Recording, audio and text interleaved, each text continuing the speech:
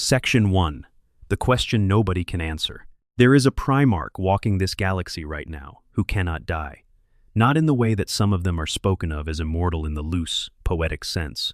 Not the way Sanguinius lives on in the genetic memory of every blood angel, surfacing in nightmares and in moments of terrible clarity on the battlefield, 10,000 years after his physical death. Not the way Ferrus Manus lives on in the obsessive self-modification of the Iron Hands, that relentless chapter-wide drive to strip away the soft and fallible flesh in favor of something harder and more reliable. Those are legacies. Those are echoes. They are the ways that great beings persist after the fact of their death has been established, accepted, and filed away in the historical record. The Primarch we are talking about today has never permitted death to become a final state, because for this particular being, death is not final. It has never been final. Not once across more than 10,000 years of the most violent and dangerous existence that the Warhammer 40,000 universe can produce. His body refuses to stay broken. His cells refuse to accept annihilation as a destination. You can kill him completely, and many beings have tried, with increasingly inventive and desperate enthusiasm, and he will come back. Not because someone saves him, not because of divine intervention or lucky timing, or the timely arrival of allied forces. He simply comes back, from whatever state he is left in, from ash, if necessary. His name is Vulcan. He is the Primarch of the Salamander's Space Marine chapter, the 18th of the Emperor's sons, the Lord of Drakes.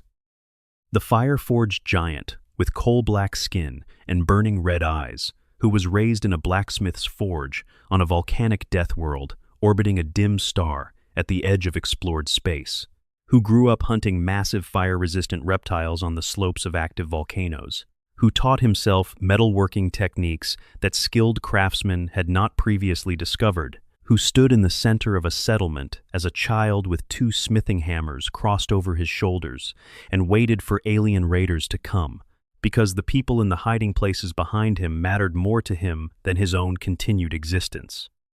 He went on to become, by the consensus of anyone who has spent real time with the lore, the most compassionate, most genuinely human-feeling Primarch who ever lived. And he has been killed in ways that should have ended his story with absolute finality, more times than most beings survive even once. And every single time he has gotten back up, he has been beheaded. Not wounded in the head region in some dramatic but ultimately survivable way.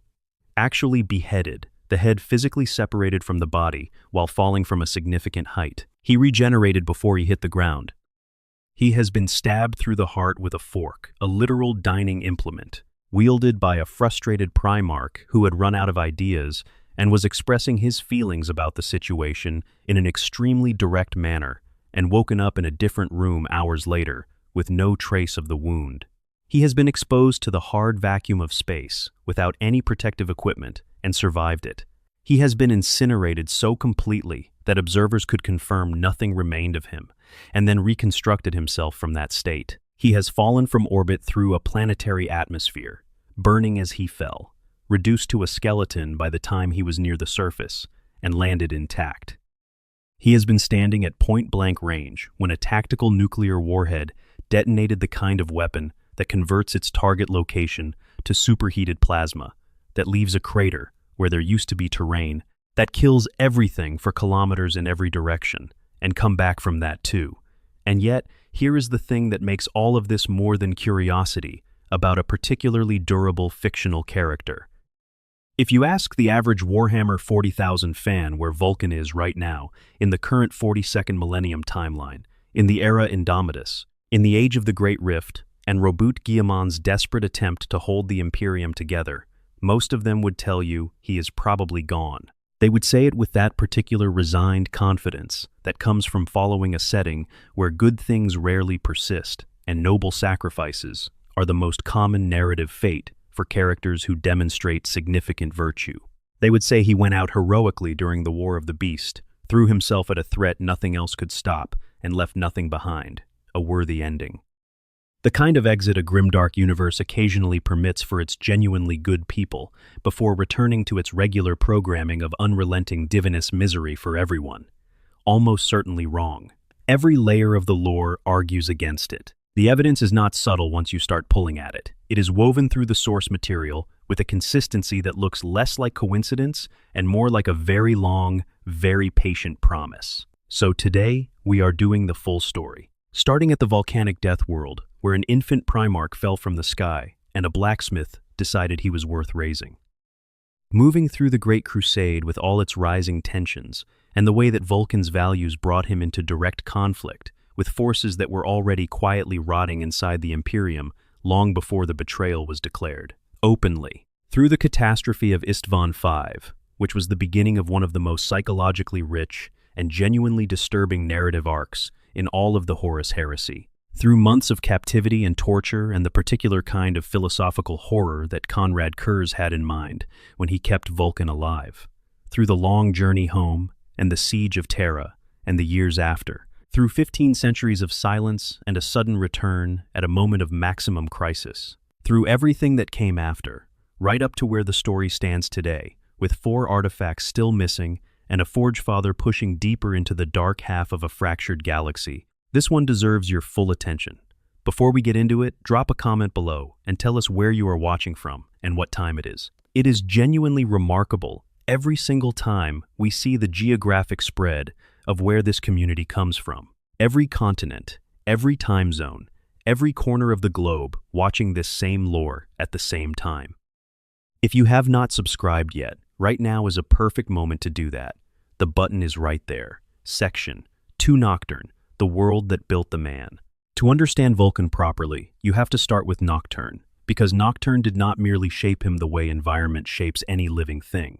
Nocturne built the philosophical framework that everything Vulcan ever did was an expression of. The Promethean creed that defines the Salamander's chapter today, 10,000 years after Vulcan disappeared, is not an ideology imported from somewhere else and adapted for their use. It is Nocturne. It is the specific and irreplaceable lesson of living on a world that is trying to kill you constantly, and that will, eventually, succeed in killing everything you build there, and that teaches you, through the sheer repetition of endurance, to keep building anyway. Nocturne sits in the Segmentum Ultima, orbiting a dim star, alongside a companion moon called Aethon, that is considerably denser than its size would suggest. The planet's crust is thin above a mantle of extraordinary volcanic activity. The surface is a landscape of active volcanoes, their flanks covered in obsidian and ash, separated by plains of solidified lava that crack and shift as the ground beneath them moves. Rivers of molten rock are a geographical feature in the way that rivers of water are features on calmer worlds. The air tastes of sulfur and ash, and the particular metallic quality that comes from trace minerals constantly being vaporized and redistributed by the thermal activity. The sky, where you can see it through the volcanic haze, often carries the deep orange and red tinting of particulate matter distributed through the upper atmosphere. Every 500 years, this situation gets dramatically worse. Aethon follows an elliptical orbit that brings it close to Nocturne at regular intervals, and when it makes this approach, the gravitational influence it exerts on Nocturne's already unstable crust acts like a hand squeezing a fruit. The pressure changes are catastrophic. Eruptions that dwarf anything that occurs between these cycles tear open the landscape. The Great Fire drakes massive reptilians with scales that can deflect small arms fire. Creatures adapted to the volcanic environment over millions of years of evolution are stirred from their dormant periods deep in the mountain rock and emerge to feed. The 7 sanctuary cities, built on the most stable ground Nocturne has to offer, become the only inhabitable places on the planet's surface, as everything else is covered or destroyed. The Nocturnian people call this the time of trial. The name is not dramatic exaggeration. It is literally what it is. Every 5 centuries, the world attempts to kill everything living on it in a comprehensive way, and the people of Nocturne survive it by having built their culture around the knowledge that this is coming. The sanctuary cities are engineering achievements of considerable sophistication, designed to protect populations from conditions that would destroy conventional construction. The evacuation procedures have been refined over millennia of repetition. The psychological adaptation to the knowledge that everything you build outside those cities will eventually be destroyed and rebuilt is so complete that it is not experienced as tragedy, but as cycle. Between trials, Nocturne is rich, not in the sense of comfortable wealth, but in the sense of geological treasure made accessible by the volcanic activity. Rare minerals and exotic metals that would require significant industrial processing to reach on more geologically inert worlds come close to the surface here naturally, pressed up by the thermal dynamics of the crust. The Nocturnian tradition of metalworking developed in response to this abundance and the necessity of using it. You need tools on Nocturne that will survive conditions that would destroy lesser materials. You need weapons that will function in extreme heat without warping. You need everything to be made well, because on a world that breaks things as a matter of course, you cannot afford to make things that break easily. The craft of the forge, on Nocturne, is not a luxury industry or an artistic tradition in the abstract sense. It is survival infrastructure. The quality of what you make is directly proportional to whether you and the people depending on you can withstand the next trial. This necessity produced, over thousands of years, a culture that valued craftsmanship not as an aesthetic virtue, but as a moral one. To make something badly when you could make it well was not just poor workmanship, it was a failure of the commitment you owed to the people who would depend on it. The Promethean Creed formalized this instinct. It did not emerge as a sudden theological revelation, but as the slow codification of what Nocturnian culture had always practiced. The circle of fire, the belief that submitting yourself to the fire reveals what you are truly made of, that in the burning away of what is weak and optional, the genuine and durable self is exposed and strengthened. Self-reliance as the fundamental virtue, because on a world that will eventually destroy everything around you, the only thing you can always count on is what you carry inside. Self-sacrifice as the corollary, because the point of the strength you develop through endurance is not to protect yourself, but to be the one who stands between others and what is coming for them.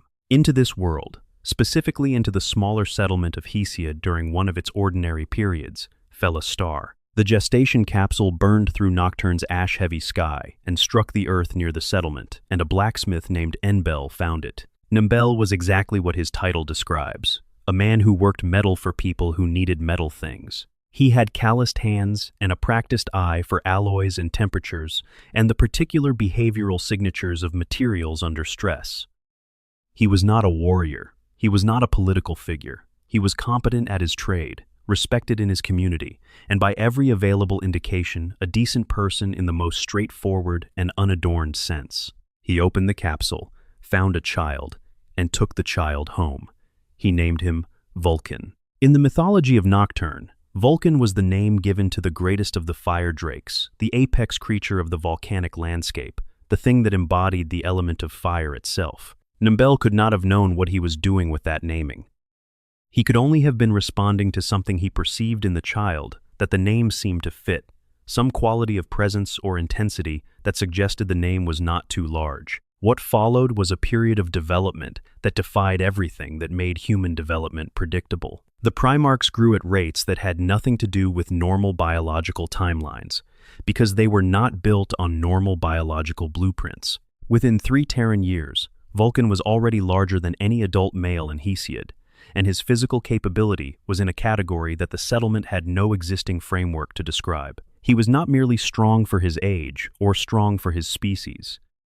He was strong in the way that something built for a different purpose than ordinary human activity is strong incomparably, fundamentally, in ways that change the practical dynamics of everything he engaged with. But the physical dimension of his development was, in retrospect, the least important part of it. What Nibel taught him at the forge, or what Vulcan taught himself there, in the forge that Nibel provided and supervised and shared with him, established the foundation of who he would be for 50,000 years of subsequent history. He came to the craft with a mind that processed information at speeds and depths that Nibel could not keep up with, and that mind applied itself to metallurgy with a focus and patience that produced results within his first few years, that experienced smiths had not achieved in decades of study. He did not just learn faster, he did not just execute better, he innovated. He looked at techniques that had been standard for generations, and identified why they produced the results they produced, and then identified what modifications would produce better results, and then tested those modifications and refined them. He was developing what would eventually become his primary defining characteristic as a Primarch, the ability to bring to the act of making something not just technical skill, but a quality of attention and intention that elevated the result above what the sum of its components would normally allow. He was, from the beginning, an artist at the forge, in the deepest sense, someone for whom making things was not just a technical process, but a form of thought and expression and care. This quality extended to everything he engaged with. His understanding of the people around him, of the community of Hesiod, and later of the other settlements on Nocturne, had the same character. He paid attention to people the way he paid attention to metal in the forge, not passively, not as background context, but with active and focused care, the kind that notices the individual rather than just the category. The Nocturnian culture he had been raised in already had strong traditions of community care and mutual obligation, but Vulcan practiced these instinctively and intensely, as if the care itself was a craft that he had been specifically made to practice. When the Dark Eldar came, the Drukhari, the aliens, the Nocturnians, called dusk wraiths, for the way they arrived in darkness and silence and took what they wanted. The settlement of Hesiod did what Nocturnian settlements had always done in response to their arrival. They hid. Every man, woman, and child in Hesiod had a hiding place, a protocol, a route to concealment that had been memorized and practiced. The procedure existed because it had been developed through generations of painful experience, as the only response that reliably preserved enough of the population to continue. The Drukhari came, took what they could find on the surface, and left. As long as most people were underground or concealed, most people survived. Vulcan walked to the center of the settlement. He stood there with his 2 smithing hammers, the tools of his trade, not weapons, not military equipment, crossed over his shoulders. He looked in the direction the dusk wraiths were coming from and waited. Think about what that decision means. He was 4 years old by Terran reckoning. He was already physically extraordinary by the standards of his world, but he had no military training, no weapons specifically designed for combat, no formal preparation for fighting alien raiders with advanced technology. What he had was a clear understanding of what those raiders were and what they intended, and a decision that the people in the hiding places behind him mattered more than his own continued existence. He was not being reckless. He was not performing bravery for an audience. He made a considered choice, knowing the stakes, and stood there. The people of Hesiod, watching from concealment, saw this. And something happened that no evacuation protocol or survival procedure could have predicted. They came out, one at a time at first, one person deciding that if this child could stand in the open, they could stand beside him. Then, small groups. Then, the whole settlement, armed with whatever they had available, joining the figure who had decided not to hide. With a Primarch at their center, however young and untrained, they drove the Dark Eldar away. Vulcan killed 100 of the raiders himself. The ripple effect across Nocturne was immediate. Within weeks, leaders from every major settlement had traveled to Hesiod to meet the being who had broken the pattern of hiding and running that the Drukhari had imposed on the whole planet's culture. They came because they needed to see, in person, what it looked like when someone decided that this was the situation and they would not hide from it. The tournament that followed the victory was organized as celebration, a Nocturnian tradition, a competition of skills that the culture valued because testing yourself voluntarily against worthy competition was itself a form of the Promethean practice. Feats of strength and endurance, tests of craftsmanship at the forge. Hunting on the slopes of Mount Deathfire, the most sacred and dangerous volcano on Nocturne, where the great salamander reptiloids nested in the volcanic rock, and the ground required every step to be chosen with care. Vulcan was expected to win everything. He was beyond ordinary human capability in every measurable dimension. The stranger arrived with no invitation. He was pale in a way that was unusual on Nocturne, where the population skewed uniformly toward darker complexions, and his clothing was outlandish in ways that suggested he had come from somewhere that was not any place locally known. He said simply that he could beat anyone in the competition. The crowd laughed.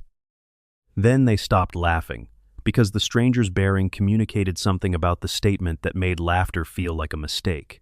He matched Vulcan at every stage. Strength, endurance, craftsmanship, the hunt on Deathfire's slopes at each test, the pale man and the giant young Vulcan were exactly equal. The competition came down to the final hunt, and both of them returned with their prey, and the outcome was tied. Then the stranger gave his salamander to the settlement to feed them. Vulcan had been planning to keep his. The idea of giving it away simply had not crossed his mind. And this is not a criticism of him. It was a competition. And competitions are won, and the prize belongs to the winner. The stranger's gesture upended this framework in an instant. The competition had never been about winning. It had always been about the question of what you do with what you are when someone else could use it. The stranger removed his outlandish clothing and revealed the truth beneath it. He was the emperor of mankind, the most extraordinary human being who had ever lived, the being who had walked the earth for at least 40,000 years before this moment arrived. He had come to Nocturne himself, in disguise, to find his son and test him, not for capability. The capability was obvious and documented, but for the quality that the Emperor apparently considered non-negotiable for the role he had in mind. The willingness to put others before yourself, not as strategy, not as performed virtue, as the actual operating principle of how you move through the world. Vulcan knelt without being asked, because the naming had already happened in his mind before the formal acknowledgement could catch up with it. The Emperor had been looking for a specific kind of strength, and he had found it on Nocturne, in a forge town, in a being who stood in the center of a settlement and waited rather than hide. The relationship between the Nocturnian people and their planet deserves more consideration than most lore discussions give it, because it is the direct ancestor of the salamander's defining characteristic, the thing that makes them the chapter most likely to stop what they are doing and shield a civilian with their own body when tactical doctrine would suggest keeping moving.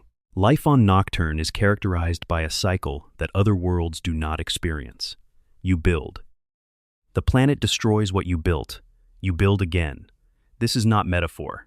It is the actual practical reality of living in the shadow of volcanoes that erupt on geological schedules, on a world whose seismic instability means that the ground you put foundations in may not be the same ground next century. The houses and workshops and community halls of Nocturne settlements are built with demolition already factored into the design, because the question is not whether the next trial will take them, but how much of the work and the material can be preserved to build the next version. This produces people with a particular relationship to impermanence.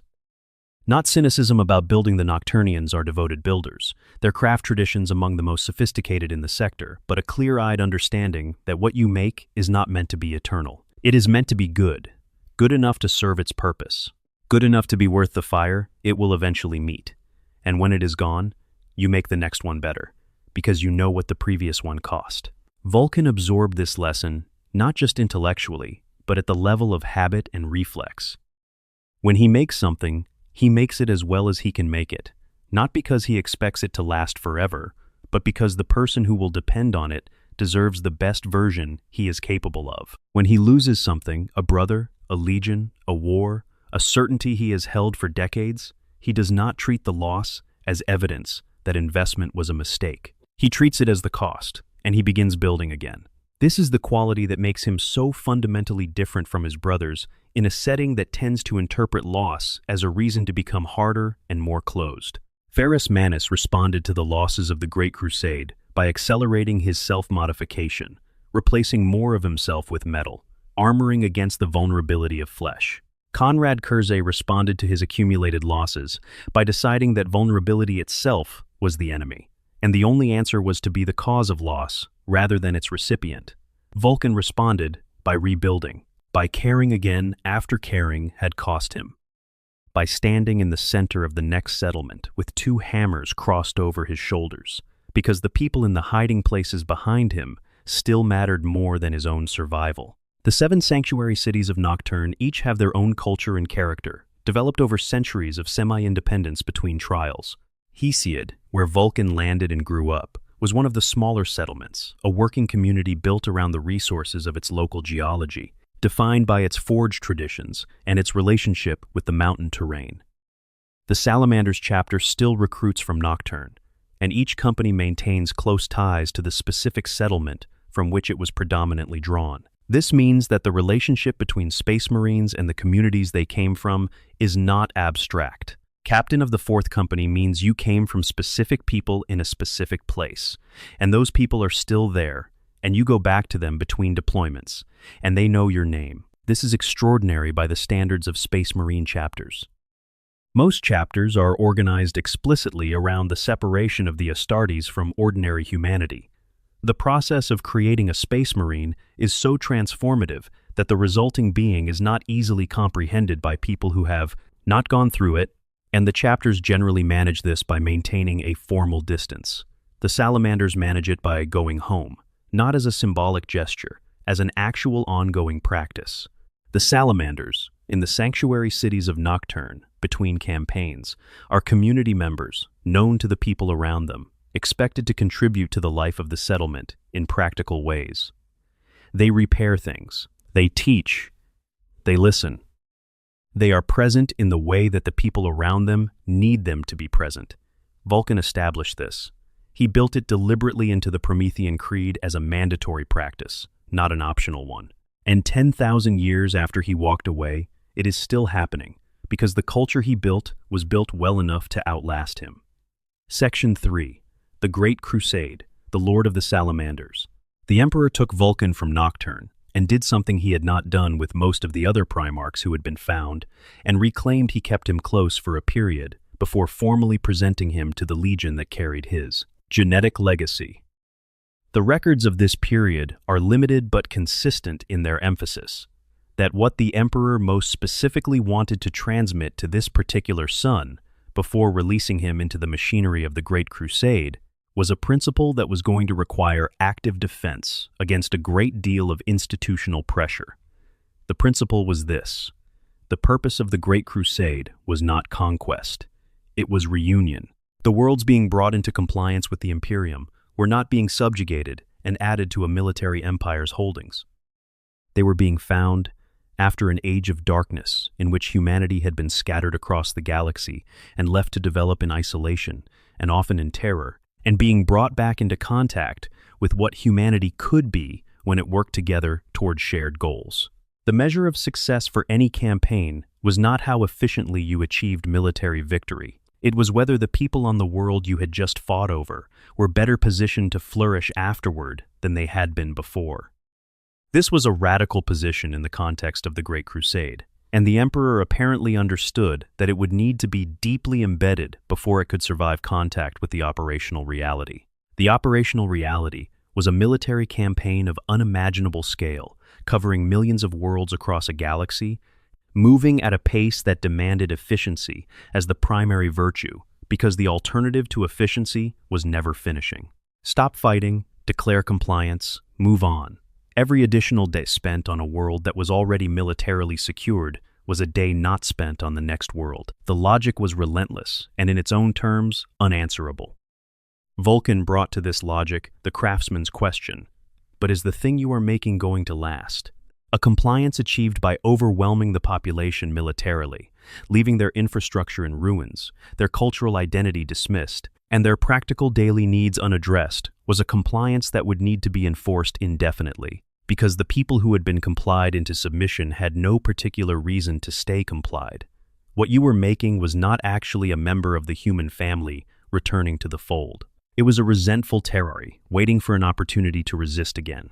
He stayed. After the fighting, after the formal declaration of compliance, he stayed. He directed his salamanders to help rebuild what had been destroyed in the campaign. He engaged with local leadership.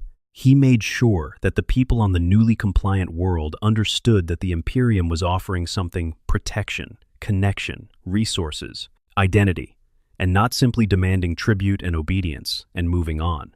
Other Primarchs found this approach baffling. Some found it actively irritating, particularly those whose operational tempo was built around rapid successive engagement. Vulcan understood the criticism. He did not accept it, because his analysis of what the Great Crusade was supposed to be producing consistently returned the same conclusion.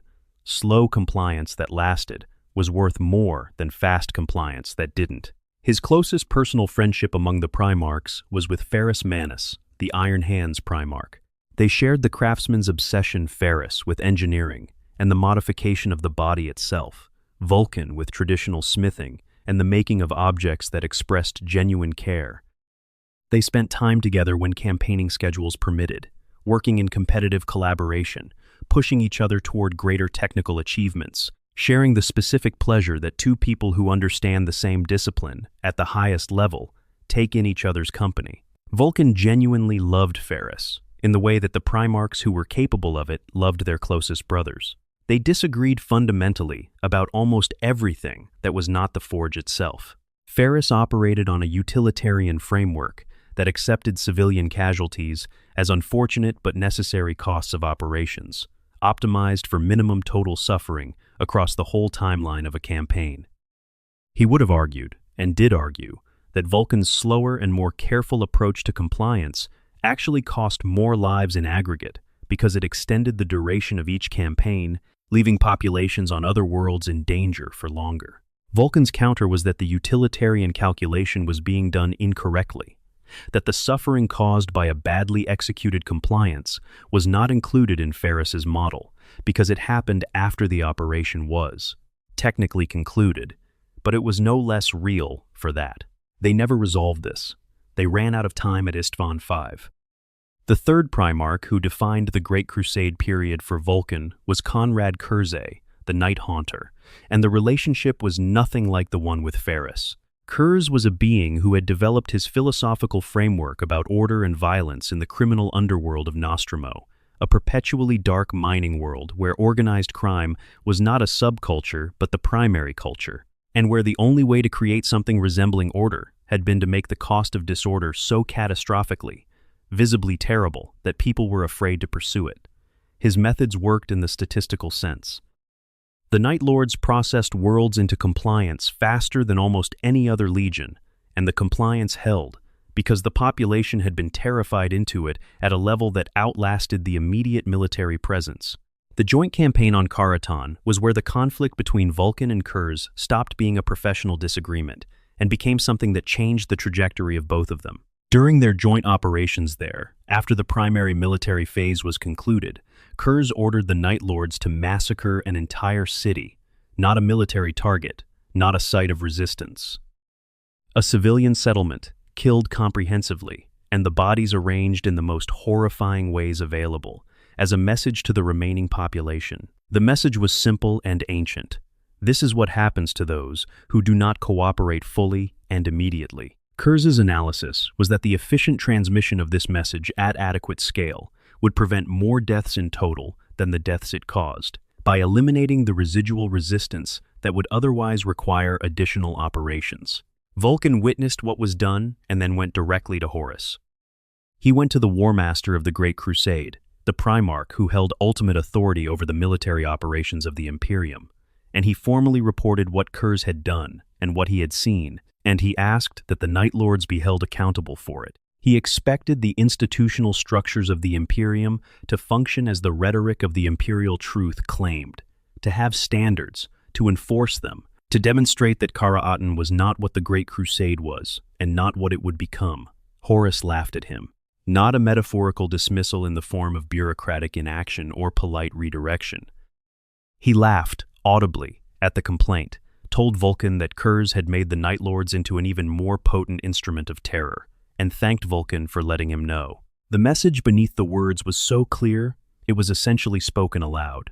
The leadership of the Imperium did not share Vulcan's values, did not consider them operationally relevant, and expected him to accept this and return to his campaigns. Vulcan left that meeting with something profound and disturbing happening in his understanding of what he was part of. He had committed to the Great Crusade on a specific understanding of what it was building. The Emperor had found him on Nocturne by demonstrating exactly the value he had assumed was foundational to the whole project. He had held to this understanding through everything, because he had needed it to be true, because the alternative that the machinery of the Imperium was already oriented in directions that his values were simply not compatible with, was too dislocating to engage with, while also functioning as a military commander. Horus had handed him that alternative directly, with a laugh, and walked away. He said nothing about it. He returned to the Salamanders. He fought the campaigns he was assigned. He continued building the culture that would define his chapter for the next 10,000 years. But quietly, privately, he began making decisions that reflected his new understanding of the situation. Before the Istvan assault was organized, Before he took the salamanders to the world where the heresy would truly begin, Vulcan went to Nocturne. He called his forge master, Tekel, to him, and brought him into the vault where the accumulated output of decades of his finest work was stored. Thousands of items, weapons of extraordinary capability, artifacts of unusual power, objects that represented the peak of what his genus-level intelligence and his forge-born skill could produce. He told Tekel to destroy them all. Tekel argued for a long time, as anyone who had spent their life in service to the craft would argue when asked to destroy the finest examples of it they had ever seen. These were Vulcan's legacy. They were proof of what human craftsmanship could achieve at its absolute ceiling. They were tools that could serve the Imperium for centuries. To destroy them was to lose something that could not be recovered or replaced. Vulcan let him choose 9. 9 objects, selected by Tekel from among the thousands, preserved from the burning because Tekel believed in them enough to argue for them personally. Everything else went into the forge ship's furnace. Vulcan watched it burn, and his face showed nothing that Tekel could read as grief or regret. Just the calm of someone who has made a decision they are fully committed to. He then picked up his hammer Dawnbringer and marched to Istvan V with the rest of the salamanders, because there was a betrayal to be answered and people to be protected, and Vulcan was categorically not someone who stayed home when people needed protecting. The Promethean Creed deserves a thorough examination on its own terms, because it is one of the most internally coherent spiritual and philosophical frameworks in all of Warhammer 40,000, and its coherence is a direct reflection of the being who designed it.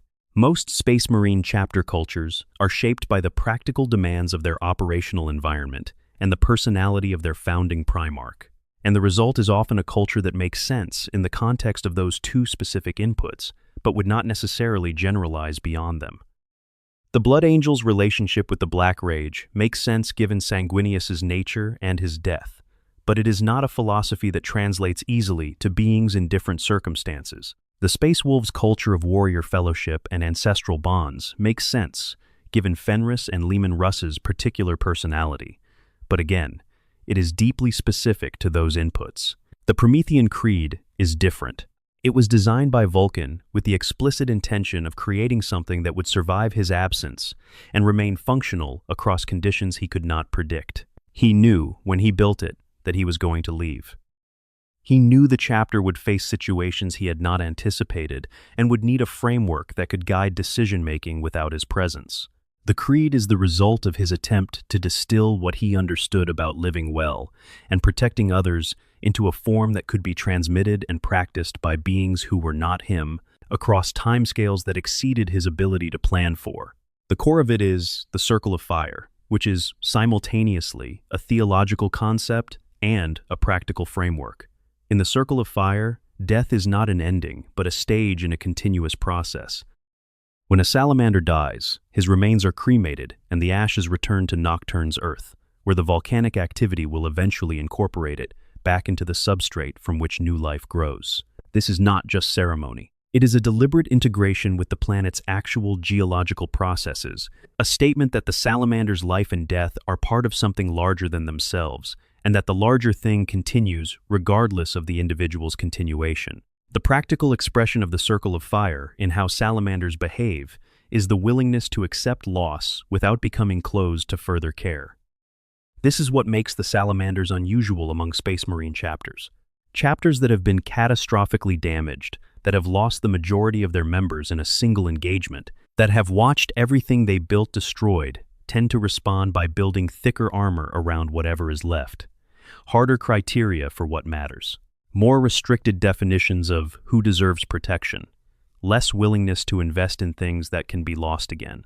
The salamanders, who have been catastrophically damaged more times than most chapters, consistently rebuild toward openness rather than toward closure. After Istvan V, which reduced the chapter from a legion of tens of thousands to a few hundred survivors, they did not become a chapter oriented around preventing loss. They became a chapter oriented around ensuring that whatever time remained was used for the purpose they had been built for. The Circle of Fire, as a lived practice, makes this possible by providing a framework in which loss is processed as part of the cycle, rather than as evidence that investment in things that can be lost is a mistake. Self-reliance in the Promethean Creed does not mean independence from community. This is a common misreading that Vulcan apparently anticipated and tried to guard against in the design of the Creed. Self-reliance means the cultivation of internal resources, strength, skill, clarity of purpose, the ability to function under the conditions that Nocturne and Battle will reliably produce. It means not expecting the universe to be fair or the situation to be manageable by ordinary means, and developing yourself to be capable of engaging with the universe as it actually is, rather than as you might prefer it to be. But the cultivation of those internal resources is specifically in service of the community. Self-reliance is developed so that when the community needs something that only you can provide it. It is not an end in itself. This distinction matters because it means the Promethean Creed's emphasis on self-reliance produces salamanders who are personally capable but not personally closed. They can function alone when the situation requires it. They prefer not to because their primary orientation is toward the people around them, and functioning alone means those people are not available. Honor scarring, the practice of burning a scar into the skin before and after each battle, is the most visible Promethean practice outside observers encounter. Its function is to maintain the record of the salamander's experience as a physical reality rather than a mental abstraction. Every scar represents a battle survived, a cost paid, a commitment honored. Veterans of long service carry on their bodies the complete history of who they have been, what they have faced, what they have done. It is impossible to forget your own history when your skin is the archive. It is impossible to pretend to courage you have not demonstrated when the demonstration is inscribed on your flesh. The scars also serve as a form of communication between salamanders that does not require words. An experienced salamander can read the rough history of another's service from the distribution and density of their scars. This creates a shared language of experience that supplements the verbal and organizational structures of the chapter. Vulcan himself, in the records from the Horus Heresy era, is described as covered in honor scars that accumulate across the period of the conflict. He was not exempt from the practice he designed. He bore on his own body the record of everything he went through, including the months in Kurz's hands, though how a perpetual's regeneration interacts with the permanent nature of scarring is a question the lore handles delicately, leaving the implication that he retained them because he chose to, because the record mattered, because the acknowledgement of what things cost was worth more than the clean skin that regeneration could have provided. The forge component of the Creed, the requirement that salamanders build and maintain their own weapons and armor, serves multiple purposes that overlap in ways Vulcan clearly designed deliberately. It produces Astartes who have a personal relationship with their equipment that chapters using standardized armory issue do not. A salamander whose bolter he built himself knows that bolter's specific characteristics, its tendencies under pressure, the results of his design choices, and their effects in the field. He has a stake in its performance that is different from, and deeper than, the stake you have in a tool someone else built. It also produces warriors who understand craft at the level of practice rather than theory. You cannot design a piece of military equipment well without understanding what it needs to withstand, which means understanding the enemy and the environment, which means thinking carefully about the nature of what you are preparing for. Every weapon a salamander makes is the result of a design process that functions as a meditation on the upcoming mission. The making is preparation in a form that engages different parts of the mind than tactical briefings engage, and Vulcan clearly believed this complementarity was worth the time it required. The chapter's fortress monastery is on Prometheus, the moon orbiting Nocturne, rather than on the planet itself. This separation is intentional. The forge halls and the armories and the administrative functions of the chapter are kept in orbit, not on the volcanic surface, but the salamanders themselves, when not in active deployment, are on Nocturne, in the cities, among the people. The fortress monastery is where the chapter's institutional memory is stored and its organizational functions are conducted. The chapter's soul is on the ground. Section 4. Istvan. 5. Betrayal on the Black Sand. The setup for the Dropsite Massacre is a story about trust being weaponized. Not trust in the sentimental sense, but trust as a practical operational dependency, the axiom that makes any coordinated military action possible, the assumption you have to make that your allies are actually your allies, because if you do not make that assumption, you cannot function as an army. The traitors at Istvan V used this assumption as the mechanism of destruction. They let themselves be trusted, let the plan proceed exactly as planned, and then triggered the trap at the moment of maximum damage. Horus had declared his rebellion and withdrawn to the Istvan system. The Loyalist response was 7 Space Marine legions in 2 waves. First wave, Iron Hands, Salamanders, Raven Guard, landing on Istvan V to engage the traitor forces and pin them in place while the second wave arrived. The second wave consisted of 4 more legions, Iron Warriors, Word-Bearers, Night Lords, Alpha Legion, who were supposed to reinforce the first wave and provide the overwhelming force that would end the rebellion decisively. All 4 legions of the second wave had already committed to Horus. None of them had revealed this.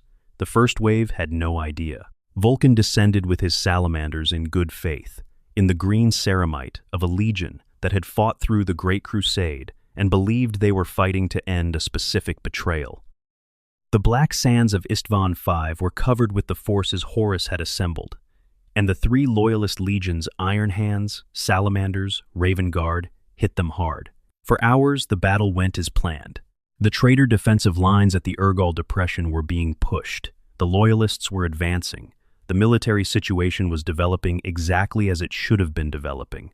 Then, the second wave arrived and turned around. The Iron Warriors, who had been positioning their siege artillery throughout the engagement under the guise of setting up supporting fire positions, swiveled their guns and opened fire on the Loyalists from behind. Every gun, all at once.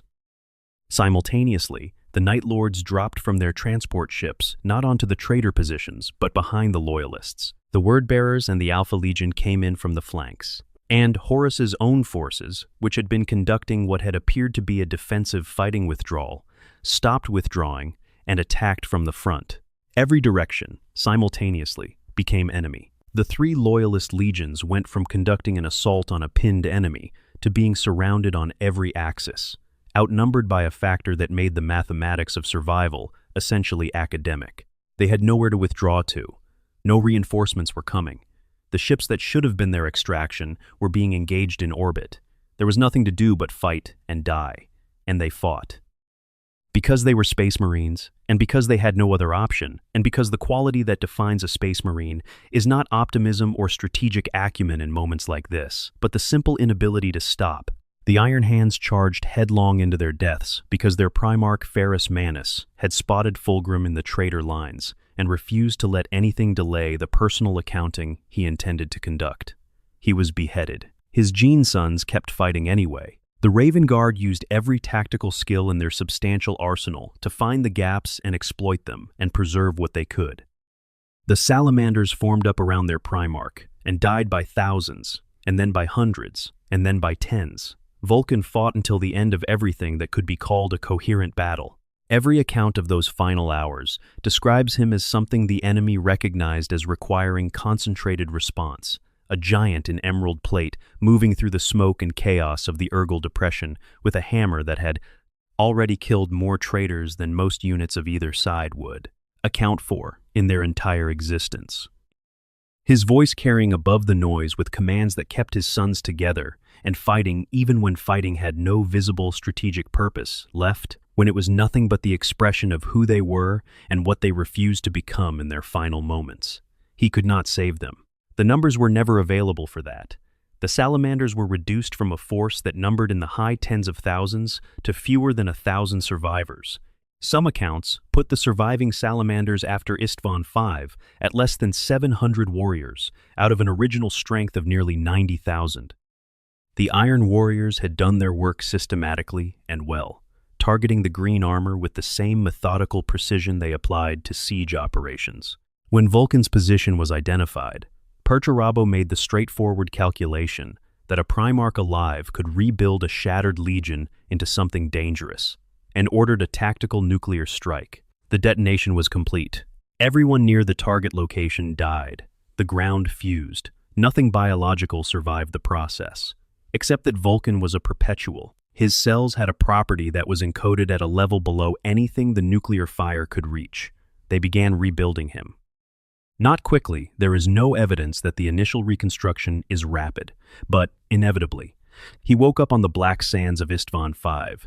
In the aftermath of the worst defeat the Loyalist cause would suffer in the entire Horus heresy, surrounded by the dead.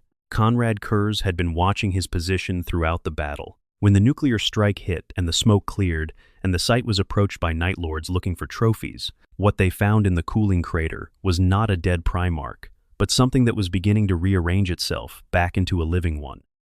Kurze, who had spent years knowing exactly what Vulcan was and what that meant for the options available to him, took Vulcan prisoner. And an unprecedented horror story began. Section 5.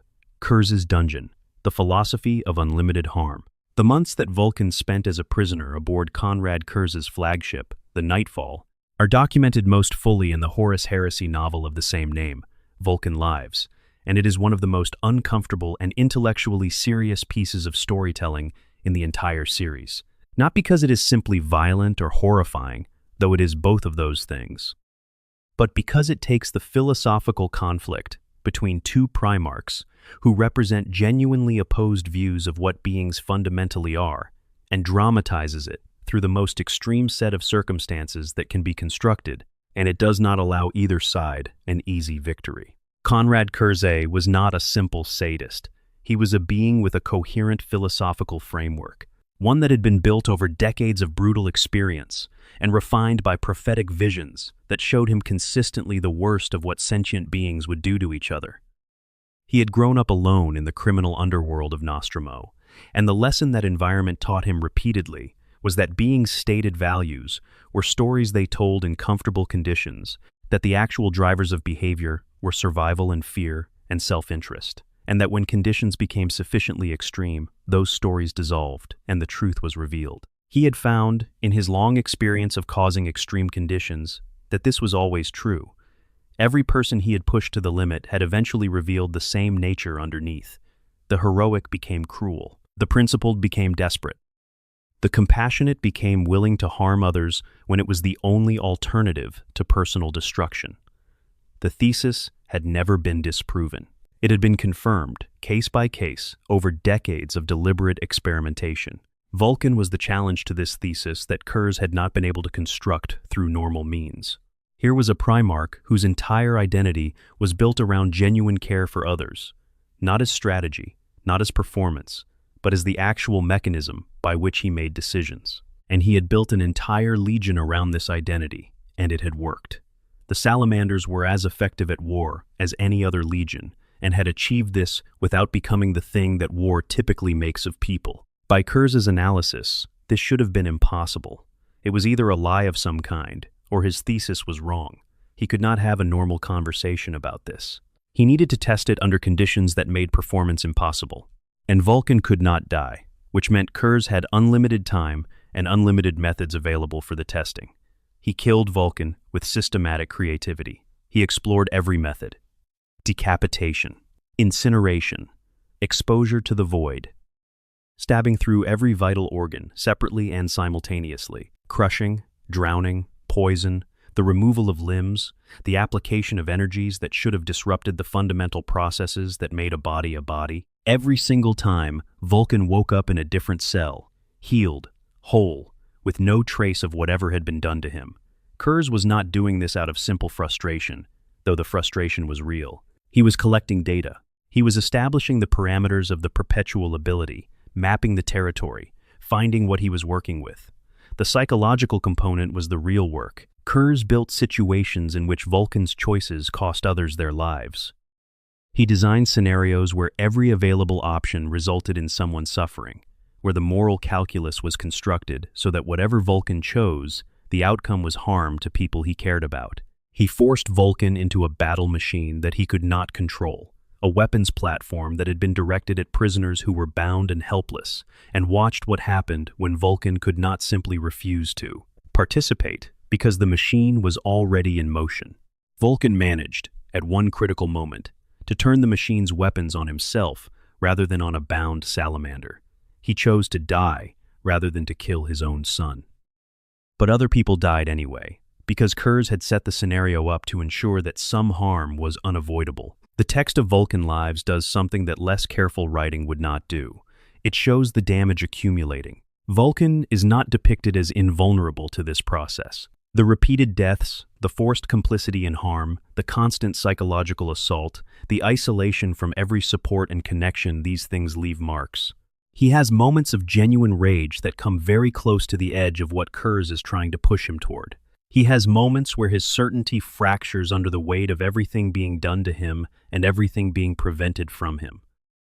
He is not a static moral object, demonstrating the stability of his values against external pressure. He is a being in a genuine struggle, fighting to maintain something that Kurz is genuinely trying to take from him, but he does not break. And the distinction between being damaged and being broken is the one the story insists on, with patient, quiet persistence throughout.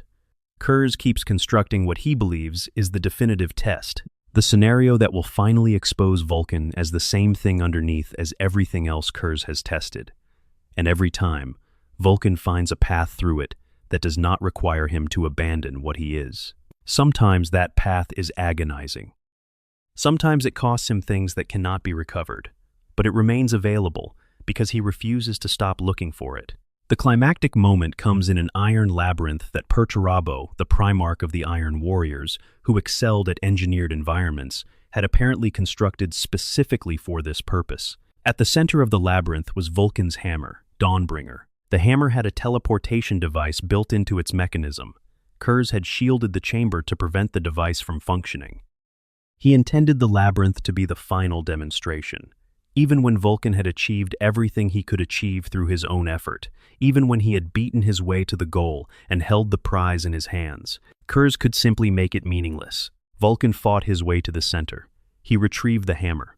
He and Kurz had their final confrontation in that chamber, and Vulcan beat Kurz to the floor with a weapon that had been denied to him for months. He had won, by any normal definition, and Kurz, beaten, revealed the shielding, revealed the futility of the teleporter, made his final claim on the situation.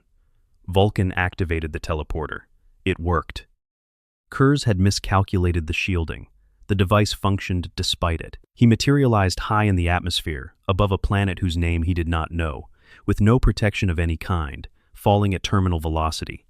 The atmospheric entry burned him. He came down as skeletal remains, the flesh incinerated during the fall. He landed.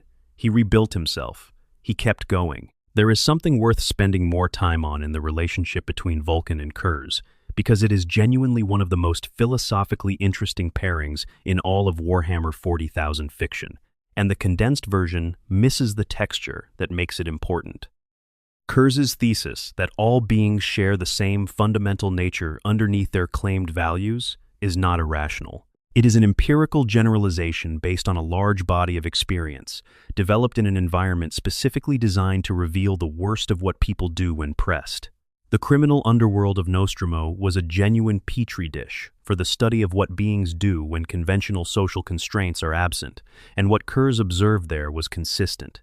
People who presented as principled in ordinary conditions became something quite different when survival was the actual immediate question. His extension of this observation to beings of higher capability and claimed virtue was not obviously wrong either. The Great Crusade produced, across its many campaigns and many legions, a great deal of evidence that principles were provisional, that the commitment to protecting civilian life held until the campaign was running long and the command pressure to move on became overwhelming, that the commitment to honorable conduct in war held until the enemy did something that provided justification for the abandonment of it, that the commitment to the values of the imperial truth held until the person who embodied those values as an authority figure revealed himself as something different. What Kurz had never found, prior to Vulcan, was someone who held to something real, under conditions that should have made it impossible. Not just claim to, not just describe themselves as doing so. Actually, demonstrably, under direct testing with no audience and no reward, and every incentive pointing toward abandonment, held to it. The thing that the novel Vulcan Lives captures that a summary cannot is the quality of Kurz's attention during these months. He is not simply a torturer going through methods. He is a scientist conducting an experiment he genuinely needs to see the outcome of, because the outcome has implications for his entire self-understanding. If Vulcan breaks, if the right combination of circumstances produces the same result that Kurz has always produced, then Kurz's thesis is confirmed, and his choices across a lifetime of cruelty were, in their own dark way, rational responses to reality. If Vulcan does not break, the thesis is wrong, and everything Kurz has done in service of it was a choice rather than a necessity. This is why Kurz's frustration is real and not performed. He is not simply annoyed that his methods are not working. He is watching the possibility of his own justification disintegrate, month by month, test by test, each of Vulcan's refusals to become what Kurz needs him to be, another vote for a verdict that Kurz cannot accept. The specific test that comes closest to breaking Vulcan, the battle machine sequence, where Vulcan is placed inside a weapons platform he cannot control and forced to watch it kill people he cares about, is the most sophisticated thing Kurz designs. He is not simply asking whether Vulcan will endure pain. He is asking whether Vulcan will endure being the agent of harm to others. Whether the care for people that Kurz has been trying to get Vulcan to abandon, when weaponized, when made the mechanism of their suffering, will implode on itself and take Vulcan with it. Vulcan turns the machine's weapons on himself. He chooses to die rather than to be the instrument of another salamander's death. This is the right choice in the context of the test. But it costs him not because it is the wrong choice, but because the situation was constructed to ensure that some cost was unavoidable, and in dying he is unable to prevent other deaths that are happening simultaneously around him. What remains, after every test and every death and every loss and every constructed scenario of helplessness, is the thing that has been there from the beginning, the thing that was there when he stood in the center of Hesiod and waited, the thing that was there when he told Tekel to save only 9 artifacts from the burning vault, not because 9 was the right number strategically, but because Tekel cared about them and Vulcan cared about Tekel. The thing that was there when he went to Horus with his report about Kara-Atan, knowing that Horus would not want to hear it, because the people of Kara-Atan deserved someone to speak up for them, even if that someone was going to be ignored. It does not have a name, exactly. It is older than philosophy, and not entirely captured by any single word, not love, not duty, not principle, though it has elements of all three. It is the specific quality that the Promethean creed tries to describe with the image of fire, the thing that the fire finds when it burns away everything optional. For Vulcan, the fire has burned away a great deal, and what it finds, every time, is the same thing. Section 6, The Road Back. Macragge, the Fulgurite, and Mount Deathfire. Everything that happened to Vulcan between his escape from Kurz's ship and his eventual arrival on Terra constitutes one of the most complicated and emotionally resonant journeys in the entire Horus Heresy series. It spans several novels and involves interventions from multiple unlikely directions, and the result is a version of Vulcan who is different from the one who marched to Istvan V, not different in character, but carrying layers of experience and damage that the original version did not have. He arrived on Macragge in a state that the novels describe carefully and consistently. His body was functional. His regenerative capability had restored him physically from the devastation of the atmospheric entry, but his mind was operating below its full capacity, not in the sense of impaired intelligence, but in the sense that the accumulated experience of the months in Kurz's hands had created something in his psychology that was not yet integrated. He was present without being fully present. He was responding to immediate reality with the deep automatic programming of who he was, but the higher-level conscious engagement with the world that constitutes full personhood was not entirely available to him. This mattered because Kurz was also on Macragge.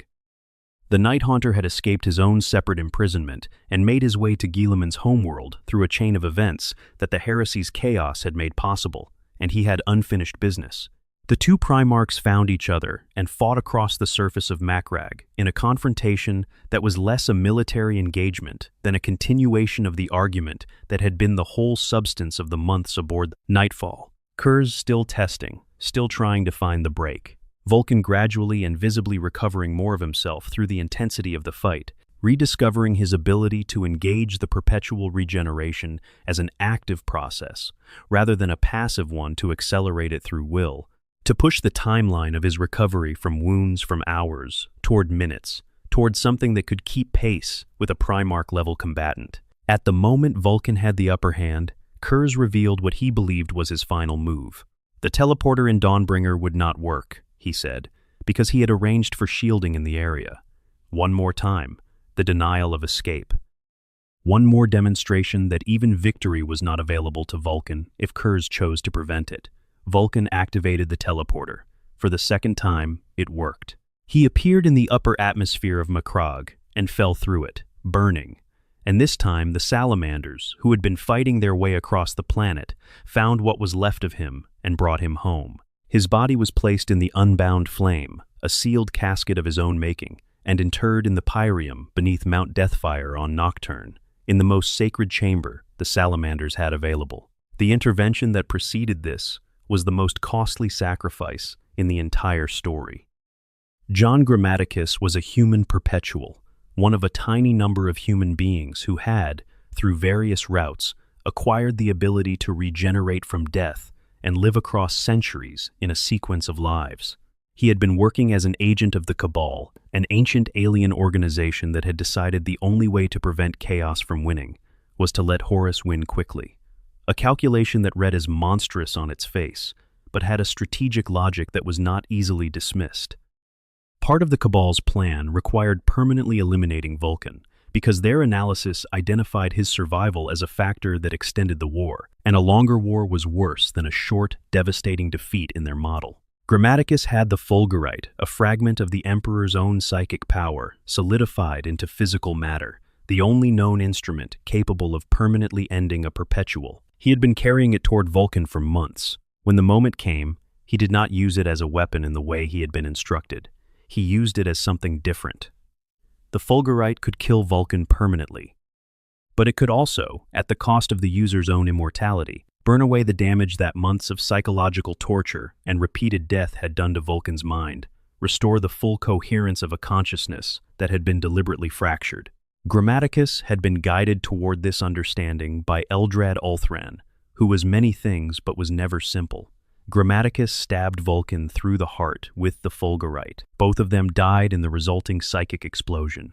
Grammaticus regenerated, using the last of his perpetual ability, knowing it was the final time, knowing that this death would eventually be his last. Vulcan's body was recovered and placed in the Unbound Flame. He woke in the dark beneath Mount Deathfire to find his mind restored, the damage burned away. Himself again in a way he had not been since before Istvan V. He was spoken to in that dark by something that presented itself as an old man, as the personification of the volcano itself, Deathfire, given voice and form. Whether this was a genuine spiritual manifestation, the Emperor's influence reaching through unconventional channels, or something else entirely, the conversation it provided was exactly what was needed. It led Vulcan to two items he had no conscious memory of, making the Thunderhammer Urdrakul and the Talisman of Seven Hammers, and it communicated a direction.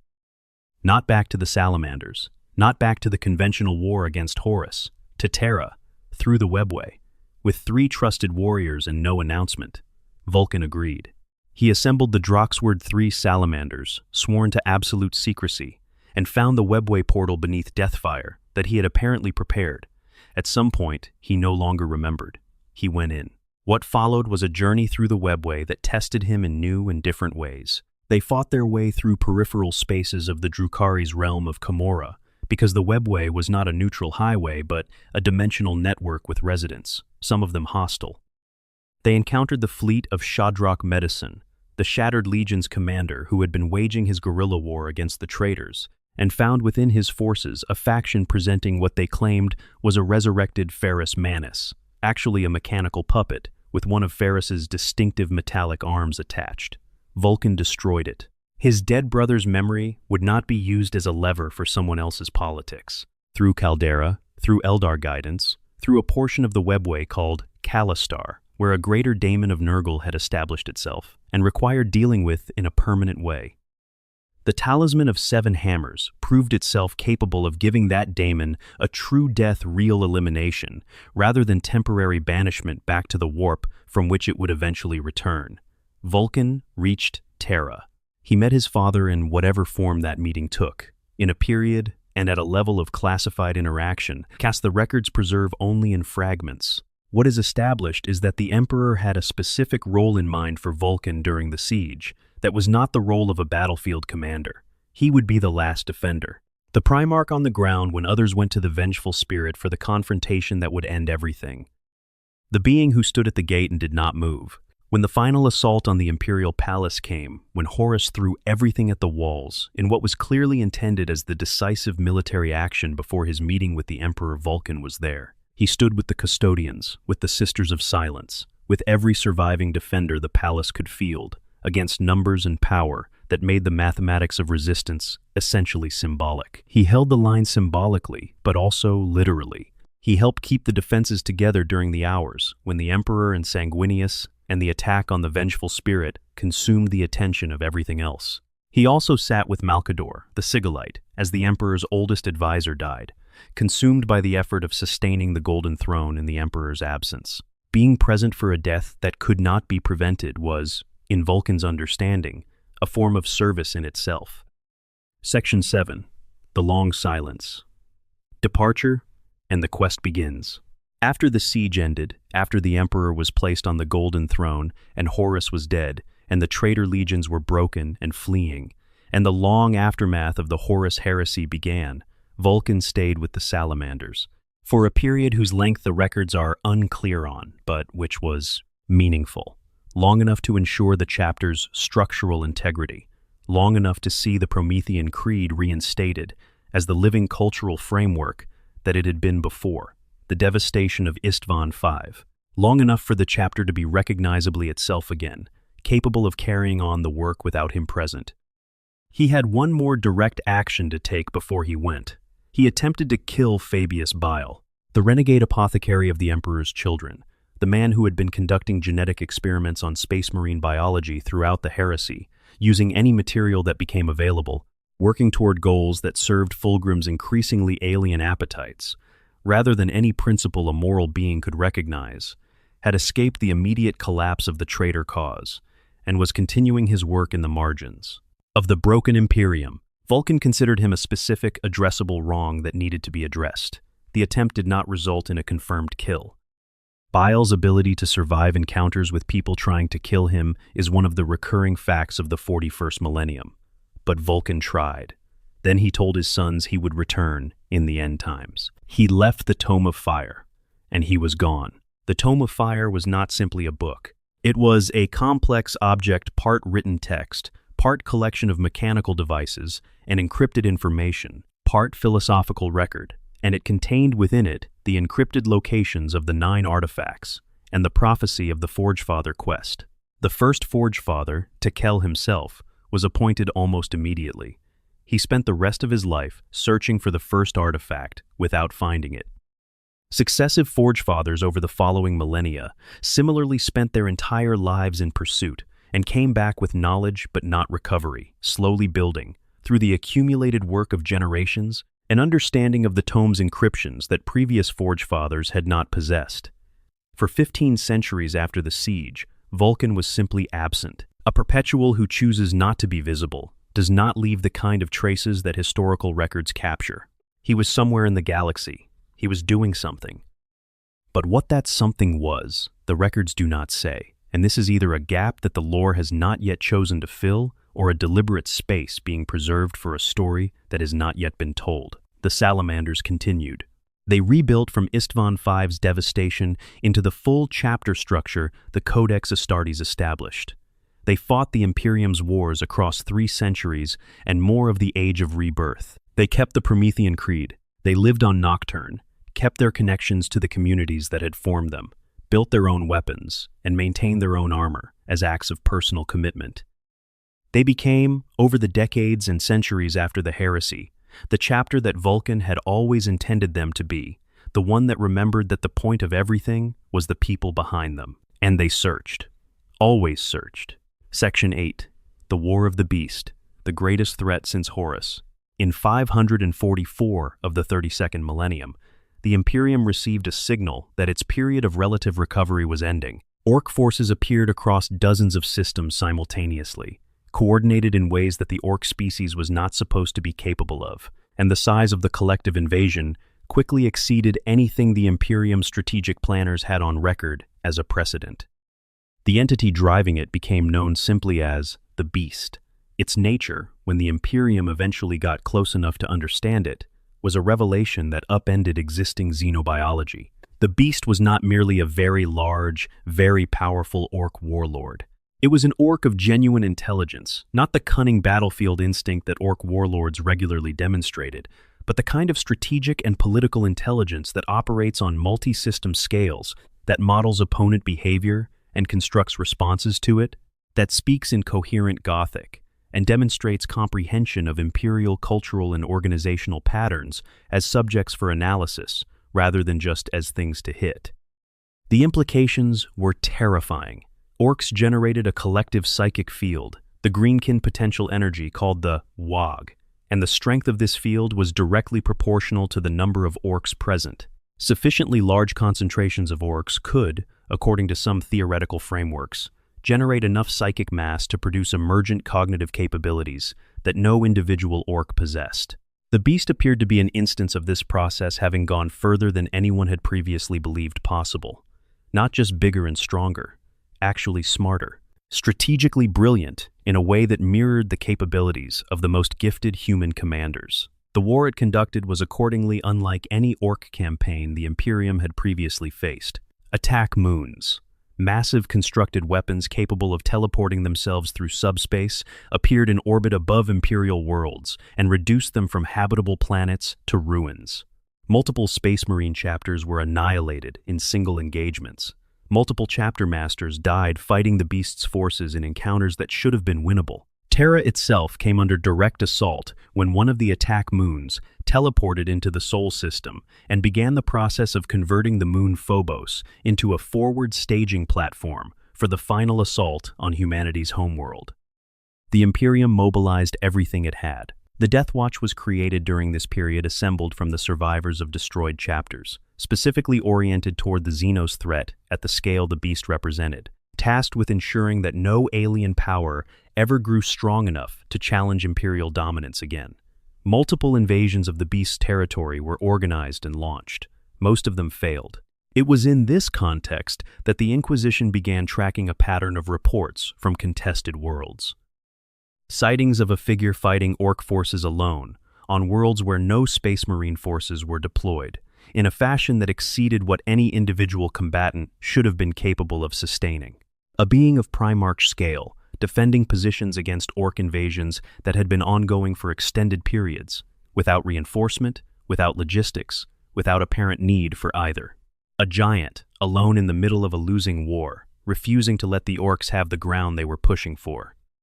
Courland, the last surviving member of the original Imperial Fists chapter, now the de facto supreme military commander of the Imperium's response to the Beast, by the grim logic of attrition, took a fleet to the volcanic world of Caldera based on inquisitorial intelligence.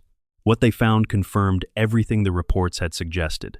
Vulcan, exactly as described, defending Caldera alone against an orc invasion that had been battering at his position for months, still standing, still fighting, holding the line by the sheer impossibility of his continued existence. Courland's fleet cleared the remaining orc forces.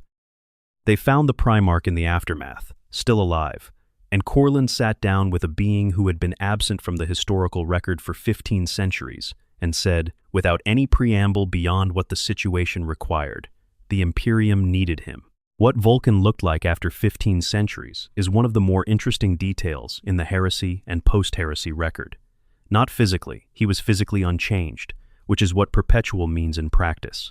But in terms of presence and bearing and the way he engaged with the world around him, the accounts suggest someone who had accumulated depth in ways that the younger version had only been beginning to develop. He was not more cautious or more reluctant. He was simply older in the way that time makes beings older, when they are paying attention to what time is doing with a patience and a gravity and a particular kind of sadness that comes not from defeat but from understanding. He had been somewhere. For 15 centuries, he had seen things, done things, been part of events that the record does not preserve. Whatever those 1500 years had been, they had not been idle. He agreed to help. He led the first invasion of Ulanor. The world Ulanor was the beast's chosen capital, and the choice was deliberate in a way that suggested the beast understood human history and was engaging with it directly. Ulanor was the world where the Emperor's greatest triumph against the orcs had been celebrated 10,000 years before the triumph of Ulanor, where Horus had been made War Master on the ground, where humanity's greatest victory over the greenskin species had just been won. The beast had built its empire on that exact site. It had constructed the Temple Gargant, a mobile war engine so enormous that it had been built around and over the geographic center of the old triumph, burying that human monument under tons of orc metal and orc ambition. The message was as clear as anything the beast ever communicated. This is the sequel. This is what the orcs do to the legacy of your greatest victory. The first invasion of Ulanor was a campaign of extraordinary cost. The Imperial forces fought their way to the Temple Gargant, and inside it, paying for every meter of advance in Space Marine lives. What they found in the central chamber was something that rewrote the threat assessment in real time. The beast itself, fully armored, occupying a space that had been designed for a creature of its scale. 10 meters of plated metal and impossible intelligence, in a room where several thousand years of orc engineering had been focused on creating a throne room worthy of something that called itself a god. The chapter masters tried first. The Crimson Fist's master Cassandra died, attempting to engage it. The Ultramarines master Odonathus died. A Blood Angel's captain in Terminator armor was struck aside like an afterthought, the armor crumpling under a blow that had clearly not been delivered at full effort. The Imperial force was watching its best individuals die in sequence against something that was treating them as obstacles rather than threats. Vulcan watched this happening, and his face, by the accounts of those who survived to record them, showed the calm that it always showed when he understood exactly what a situation required and had already made his peace with the cost. He told Corland to get everyone out. Corland, a man who had been conducting catastrophic cost-benefit analyses since before his chapter was destroyed, who had paid for every strategic decision with the lives of people he knew personally, understood immediately what this meant. Vulcan intended to stay. He intended to confront the beast alone, and to detonate whatever he could access in that room at sufficient scale to destroy the creature and himself together, because that was the only available option that solved the problem. Corland gave the order. The Imperial forces withdrew. Vulcan went deeper in. The explosion that followed was the largest single detonation of the War of the Beast. The Temple Gargant ceased to exist. The ground where it had stood was a crater visible from orbit. The beast's psychic hold over its distributed armies across the galaxy began to fracture and collapse in the way that orc forces collapse when the intelligence driving them is removed. The Imperium declared Vulcan missing in action and presumed dead. The official records maintained this position. The Salamanders refused it.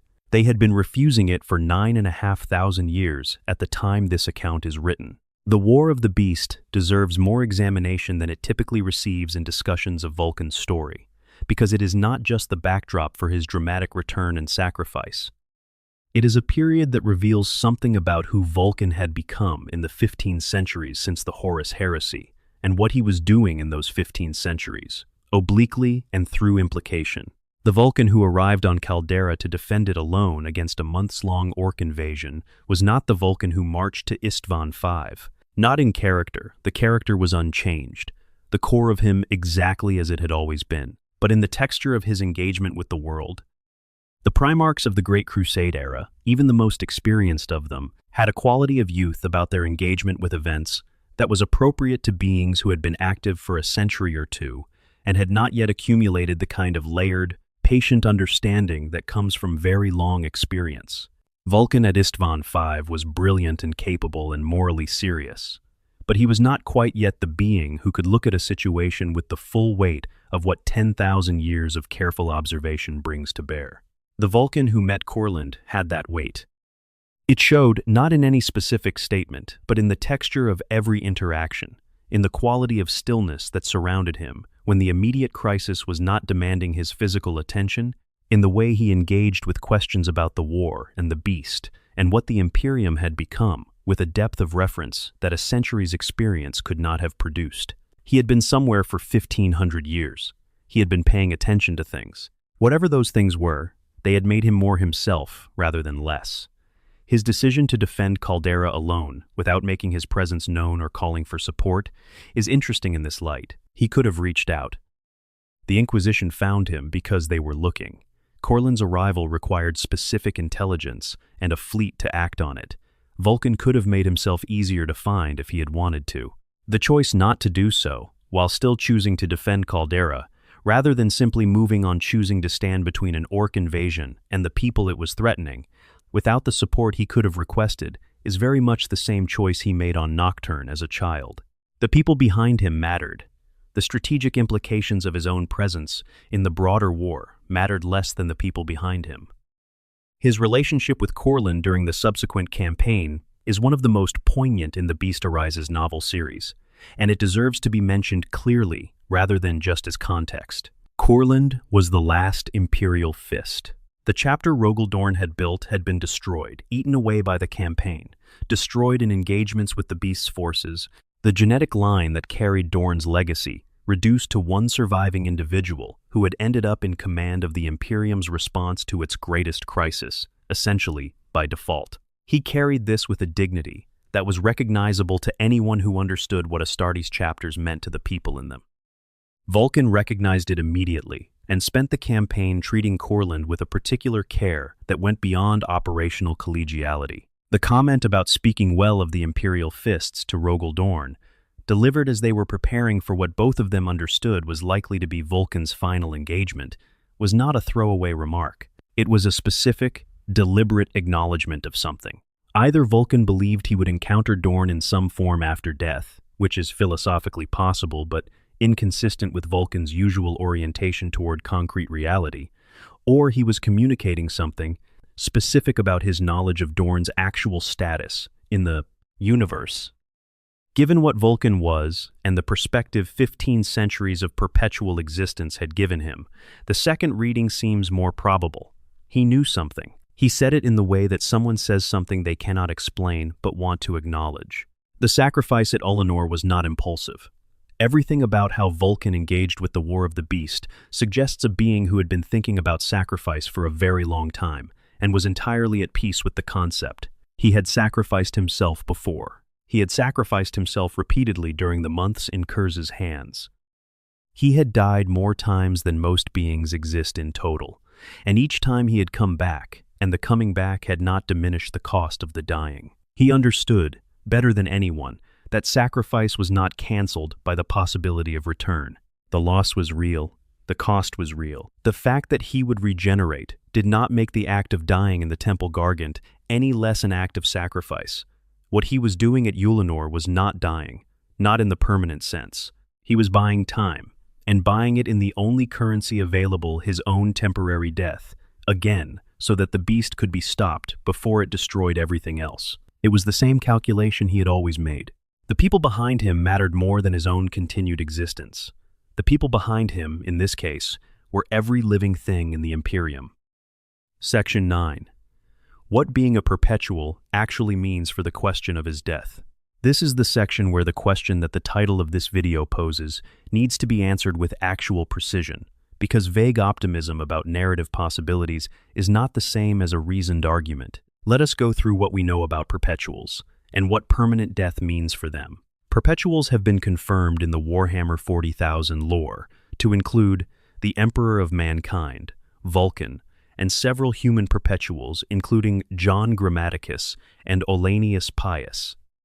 The mechanism by which a perpetual regenerates from death is not fully explained in the lore.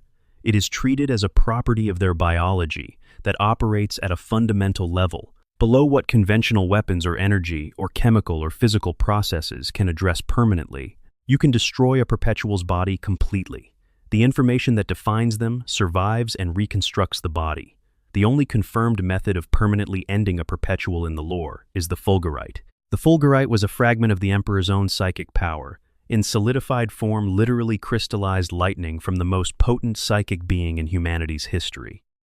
When Grammaticus used it to kill Vulcan on Macragge, there was a visible, catastrophic psychic event. The records of those present describe it in terms that make clear it was not simply one death among many, but an event with observable, extraordinary psychic dimensions. The death of a perpetual in the permanent sense, according to everything the lore establishes, is not quiet. No such event was observed at Ullanor. An explosion was observed. A large explosion, certainly large enough to destroy the Temple Gargant, large enough to be visible from orbit, but an explosion is a physical event, converting chemical or nuclear potential energy into heat and pressure and light. It is a qualitatively different category of event from the psychic annihilation that the Fulgurite produced. The lore establishes explicitly that Vulcan survived a tactical nuclear detonation at Istvan V. The explosion at Ullanor, while dramatic, is not described as having transcended that threshold. What probably happened is this: the explosion scattered Vulcan. Wherever his constituent parts ended up after the detonation of whatever he triggered in the Temple Gargant, his cells began the process of reconstructing him. Given the scale of the explosion, that process may have taken years or decades rather than hours.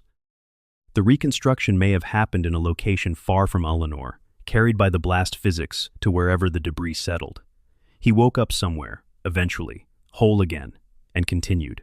Where he went after that, and what he did for the 9,500 years between Ullanor and the current timeline, is the great open question of his story.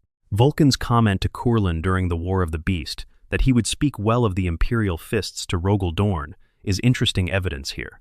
At the time of the War of the Beast, the official Imperium record held Rogel Dorn as killed at the end of the heresy, with only his hand recovered from the vessel where he died.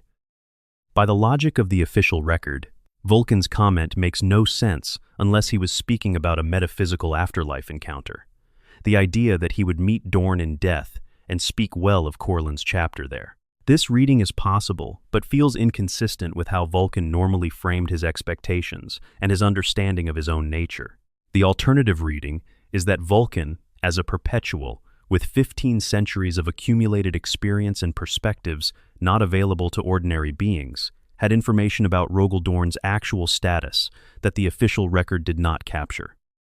That he knew Dorn was not truly dead in the permanent sense, in the same way that he himself was not truly dead, from Istvan V. That the comment was not metaphysical poetry, but a practical statement about an expected future encounter. If this reading is correct, and the lore supports it at least as well as the metaphysical reading, then it tells us something important about how Vulcan understood the situation of the missing Primarchs. It tells us that he had a framework for distinguishing between absent and permanently gone, and that he applied it to Dorn and presumably to himself.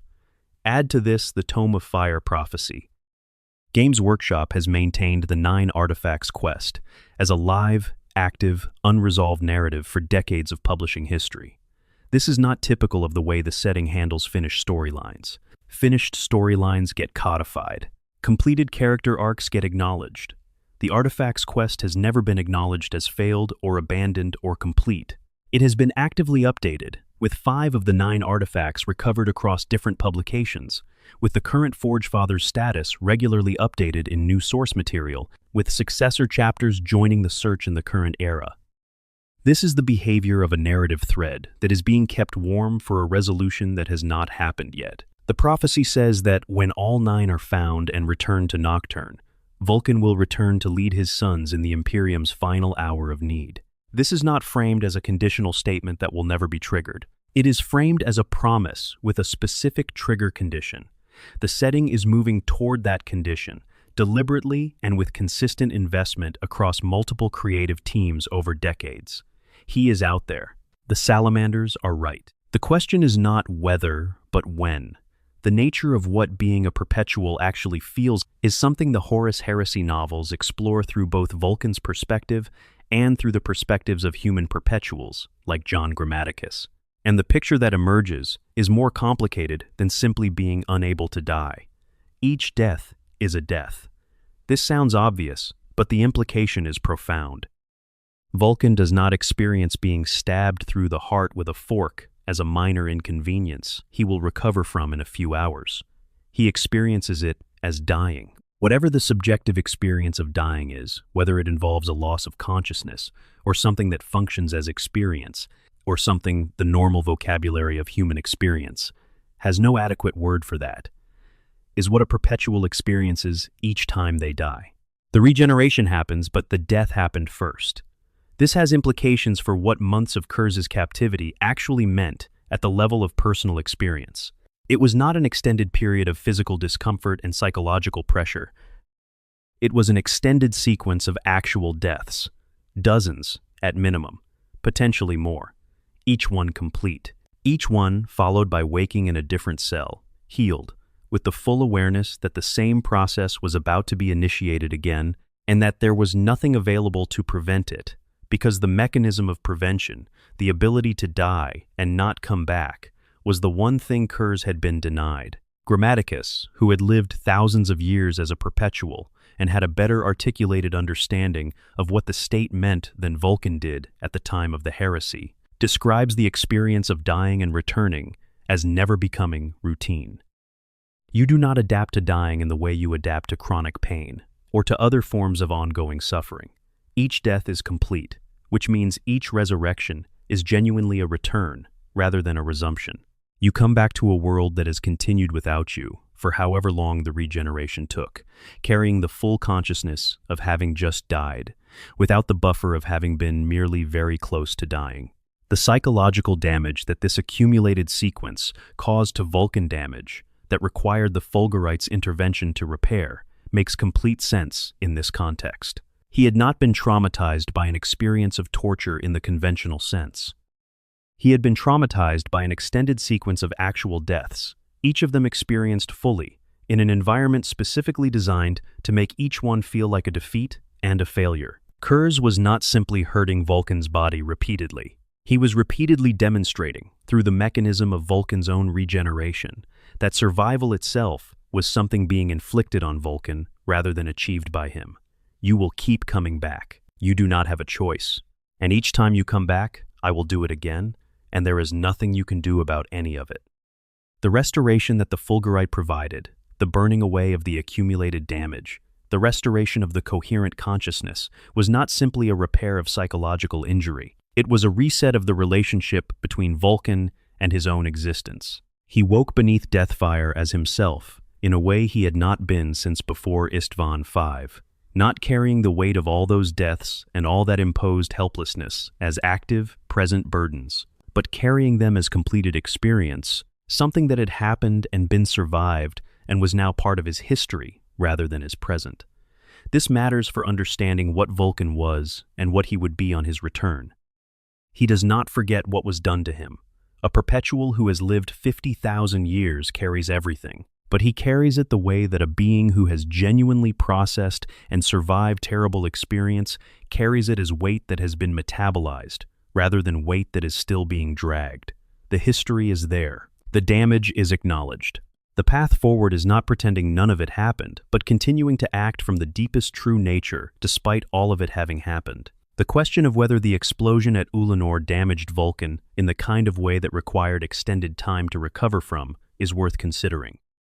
A nuclear detonation at Istvan V was survivable, but clearly not without cost, given the time it took for him to reach awareness afterward.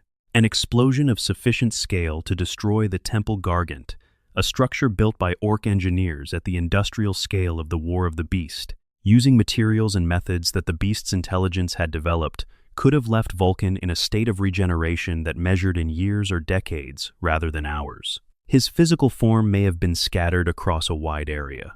Each piece would have been working to reconstruct independently, or perhaps the primary concentration of material was working and the scattered pieces were just debris. How perpetual regeneration works at that level of fragmentation is one of the genuinely open questions. But the direction of travel is clear. He comes back. He always comes back. The only question is how long it takes and where he ends up, and 9,500 years is genuinely a long time, even for a perpetual. Whatever he has been doing in that time, wherever the blast scattered him and wherever the regeneration reconstituted him, he has had nearly 10 millennia to find his bearings and determine what comes next.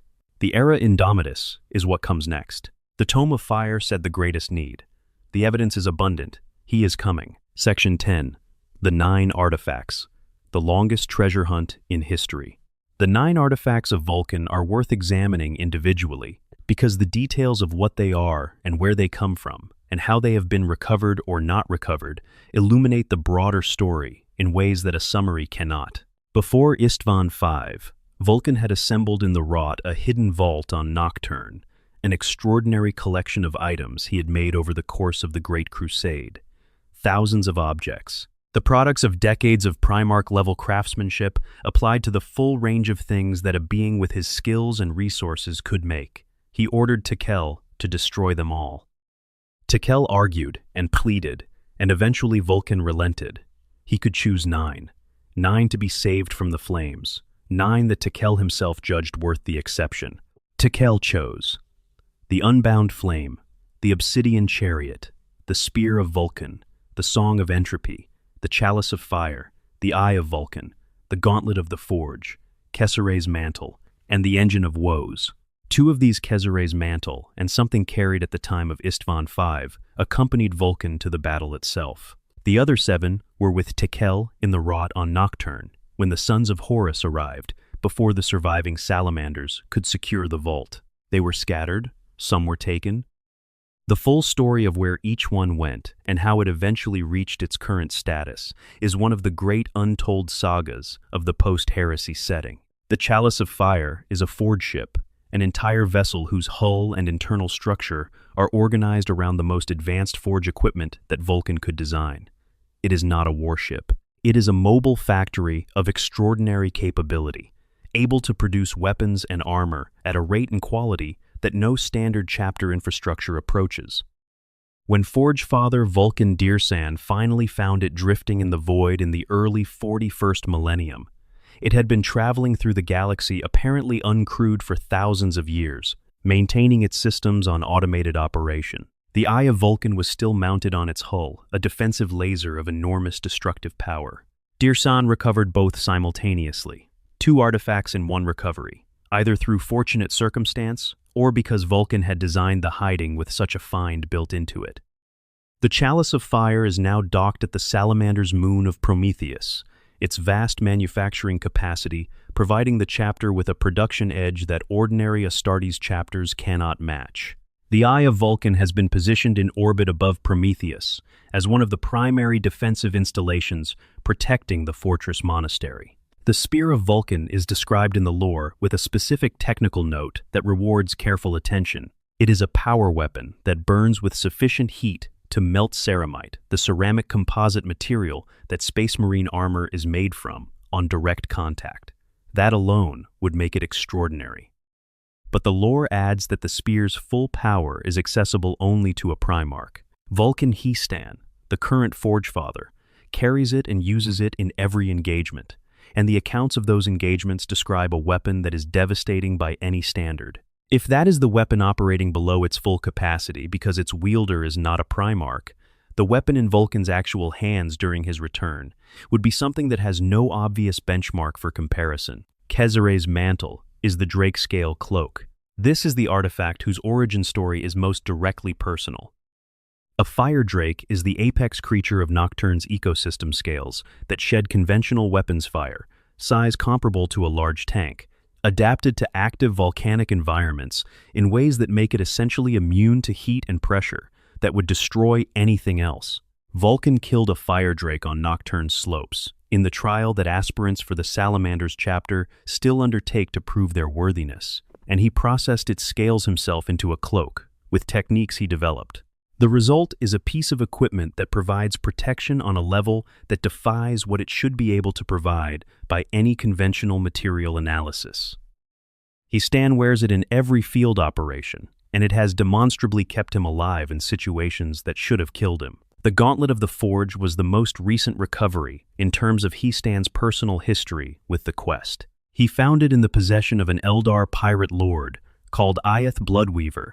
How the pirate had acquired Vulcan's armor gauntlet is a story the lore has not told, and he took it from Bloodweaver in a confrontation that the account's record did not favor the pirate.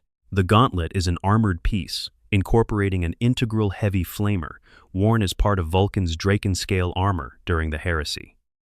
In He-Stan's hands, it functions as both defensive protection and offensive capability.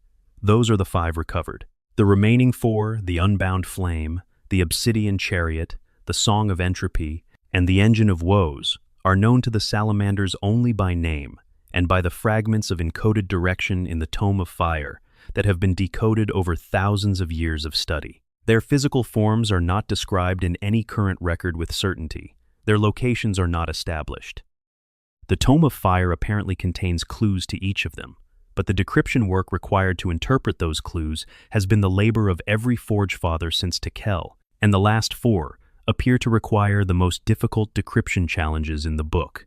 The Unbound Flame is the artifact that the current search is most specifically focused on.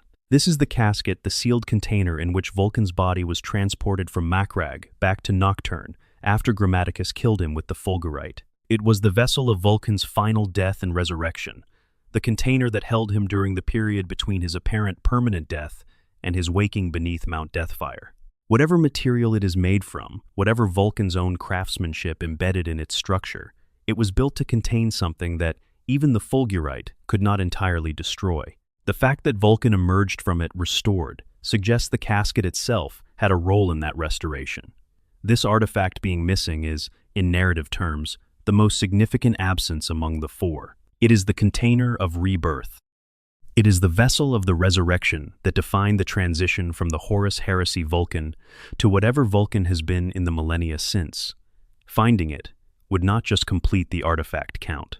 It would recover the most personally and philosophically significant thing that Vulcan made. He-Stan's most recent documented operation involved pushing into the Imperium Nihilus, the dark half of the galaxy, the half cut off from the light of the Astronomicon by the Great Rift, to investigate intelligence, suggesting the Unbound Flame might be findable through a world called Zero. He went with forces from the Hammers of Nocturne, a Primaris-era successor chapter raised from Salamander's gene seed, and fully committed to the artifact quest. The Alpha Legion had gotten there first.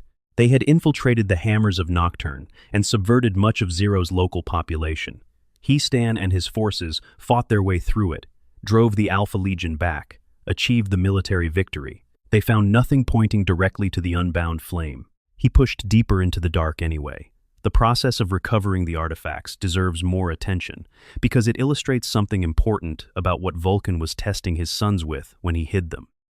Each recovery, as documented in the source material, was not simply a matter of finding a location and collecting an object. Each involved circumstances that required the Forge Father and the Salamanders supporting him to demonstrate the specific qualities that Vulcan most valued, usually under conditions that made those demonstrations difficult or costly.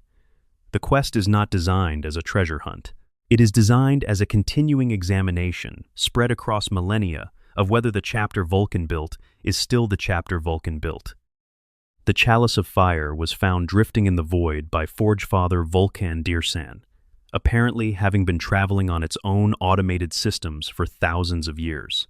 It was not actively defended, but finding it required Dirsan to have decoded enough of the Tome of Fire to understand where to look, which required the patient work of generations of study before him, which required the chapter to maintain the Forge Father role and the commitment to the tome's interpretation through centuries when no artifact had been found and no progress was visible. The test of finding the chalice was not the final search. It was the 10,000-year commitment that made the final search possible.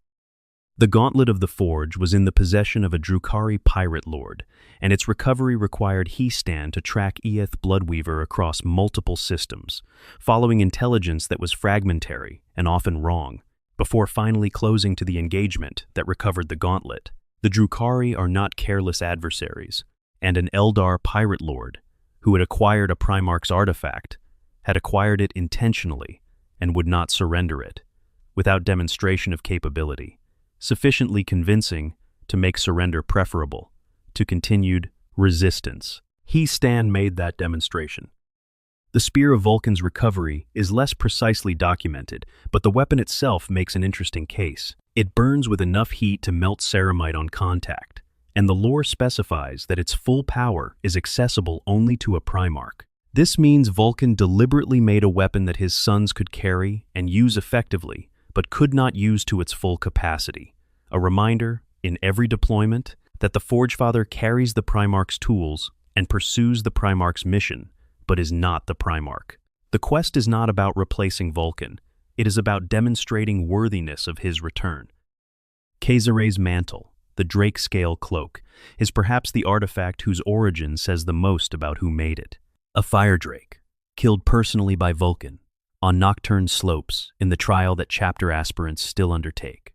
The scales treated with techniques he developed himself. The resulting garment, not a trophy of the kill, but a practical piece of equipment, made to protect rather than to impress. As well made as Vulcan could make it, because the person wearing it would depend on it. It is craftsmanship in service of protection, which is exactly what Vulcan's craftsmanship has always been. The 4 missing artifacts have names that suggest something about what they are. The unbound flame, almost certainly the casket that served as Vulcan's last resurrection vessel, the container that held what was left of him between the Fulgurite strike and his waking beneath Deathfire.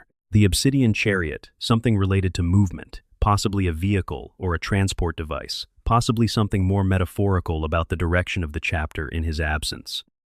The Song of Entropy, a name that suggests a weapon or a device that works through dissolution or breaking down, which would be unusually characteristic for Vulcan, known for his preference for building rather than breaking, and that unusual characteristic probably means it was something specific and purposeful rather than just a powerful weapon. The Engine of Woe's evocative and deliberately vague, a name that could describe something mechanical, something psychic, or something philosophical, and whose recovery is presumably the most difficult challenge of the 4, given its position at the end of the list. He-Stan does not know the forms of these 4. He knows their names from the Tome of Fire, and he knows the fragments of their locations that the tome reveals, which are partial and encrypted and require interpretation that may be wrong. He is working in the dark, in the most literal sense currently available in the setting, in the half of the galaxy where darkness is the defining environmental condition, following thousand-year-old riddles toward artifacts he has never seen, relying on the Promethean practice of endurance, because endurance is the only thing available when you have used everything else. Section, 11, Vulcan, He-Stan, and the weight of the quest. Before He-Stan became the Forgefather, his name was his own, and his rank was captain of the 4th Company. The 4th is known among the Salamanders as the Branded, a company with an especially intense practice of the honor-scarring tradition that all Salamanders follow. Every salamander has scars burned into his skin before and after each battle, accumulating over decades and centuries of service into a record of everything he has survived. The 4th takes this practice to an extreme that would seem obsessive by any outside analysis. Their Brander priests oversee ritual scarring at a frequency and scale that leaves veterans of long service covered from feet to neck in the intricate record of their experience. The face is the last part of the body to receive honor scars, reserved for warriors who have covered every other surface. A salamander whose face bears scars has been fighting long enough that no other skin is available. He-Stan, before his investiture as Forgefather, had served long enough and with enough distinction that his record was already extraordinary by his chapter's standards. He was, by all accounts, someone who lived the Promethean creed rather than simply adhering to it, someone who would have practiced self-reliance and self-sacrifice as personal operating principles regardless of institutional context, because they were genuinely who he was rather than a code he had chosen to follow. The Fire Year, a period of intense orc raids that coincided with a particularly severe cycle of volcanic activity on Nocturne, tested the 4th Company to near destruction, and He-Stan's leadership during that period is credited with preserving a civilian population that should, by the numbers, not have survived. He was in the right place at the right time, repeatedly, because he had the tactical instinct to identify what the situation required before anyone else did, and the personal willingness to be the one who stayed behind when everyone who could leave had left. When the Pantheon Council selected him to become Forgefather, the choice was based on exactly those qualities. The Forgefather role is unlike any other position in any Space Marine chapter. It requires a being who can sustain a singular purpose across an entire lifetime without the support structures that normally sustain long effort. It requires someone who can work from incomplete information. The Tome of Fire's decryptions are always partial, always ambiguous, always requiring interpretation that may be wrong, without becoming either paralyzed by uncertainty or reckless with false confidence. It requires someone for whom the mission is genuinely more important than the comfort of continuing to exist in the familiar structure of chapter life. He gives up his name. He gives up his rank. He gives up his place in the hierarchy of the chapter he has spent his life serving. He takes the Primarch's name, Vulcan, as his own, not as an honorific but as an actual replacement of identity, because the Forge Father does not merely follow in Vulcan's footsteps. He becomes, for the duration of his service, the closest approximation of his Primarch that the chapter can produce. The artifacts he carries are Vulcan's artifacts. The quest he pursues is Vulcan's quest. The mission he embodies is the mission Vulcan left behind when he walked away from the Salamanders and told them he would be back.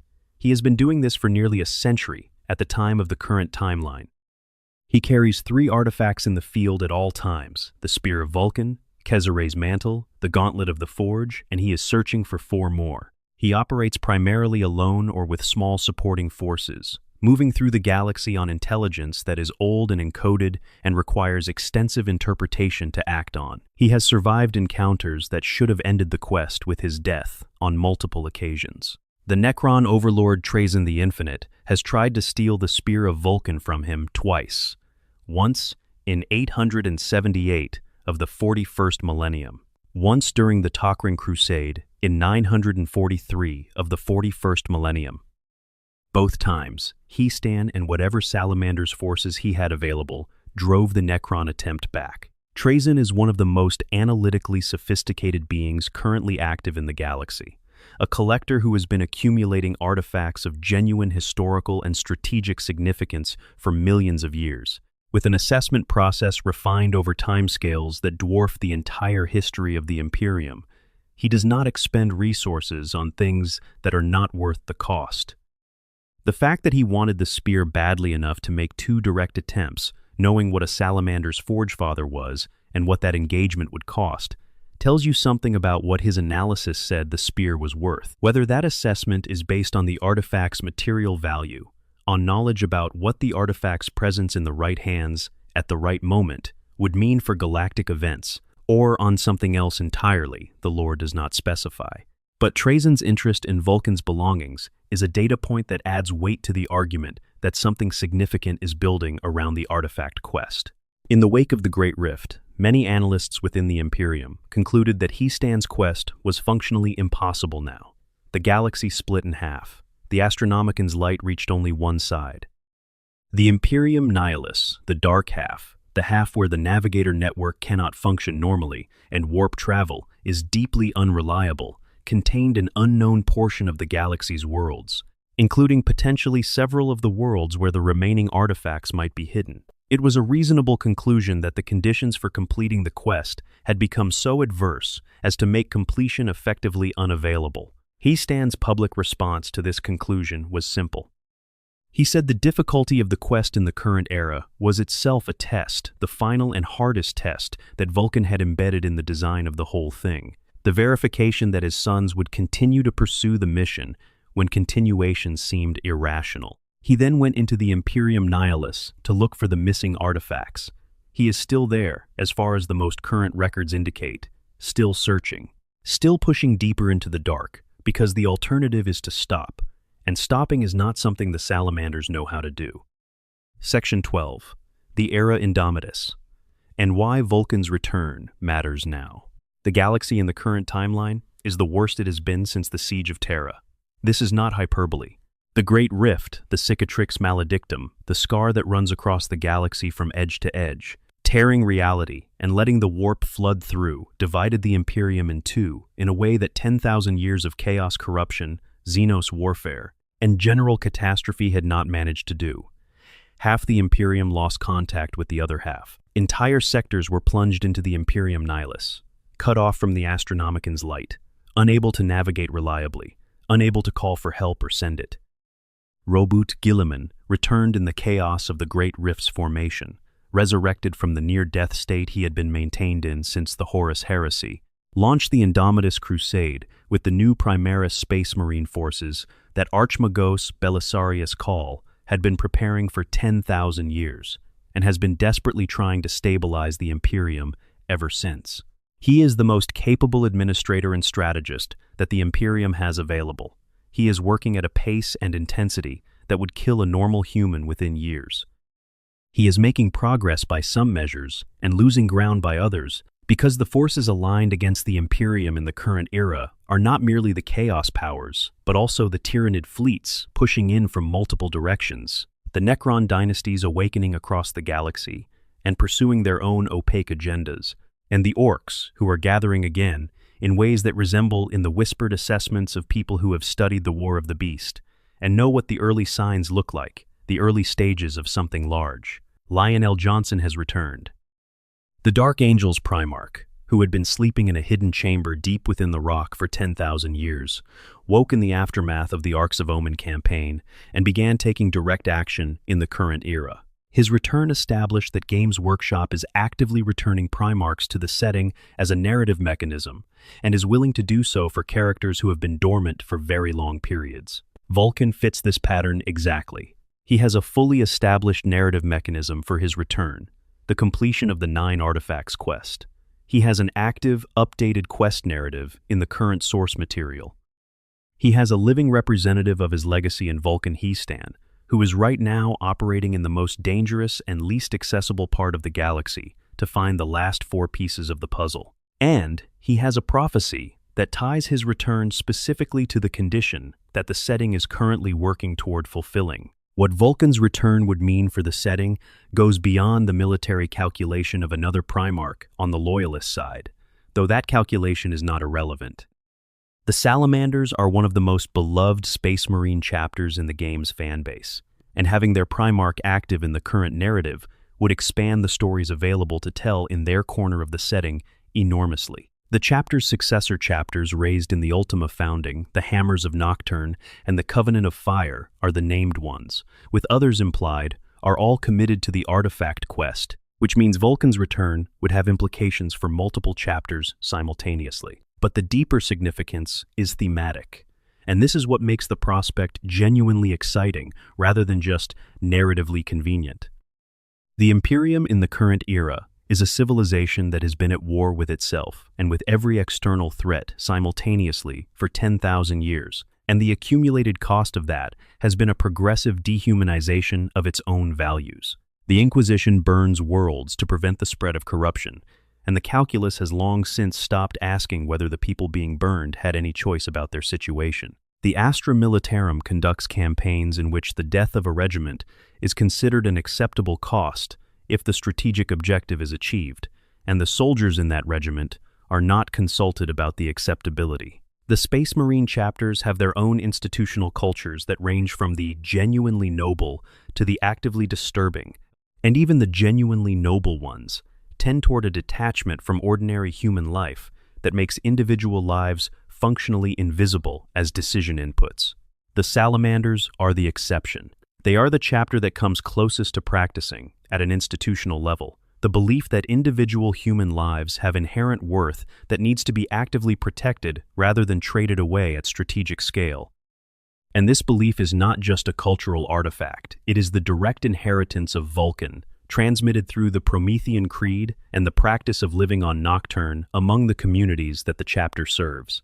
Every Salamander Space Marine has come from a specific community of specific people and maintains an ongoing relationship with that community that most chapter structures simply do not have. They know the people they are protecting, not as a category, as people.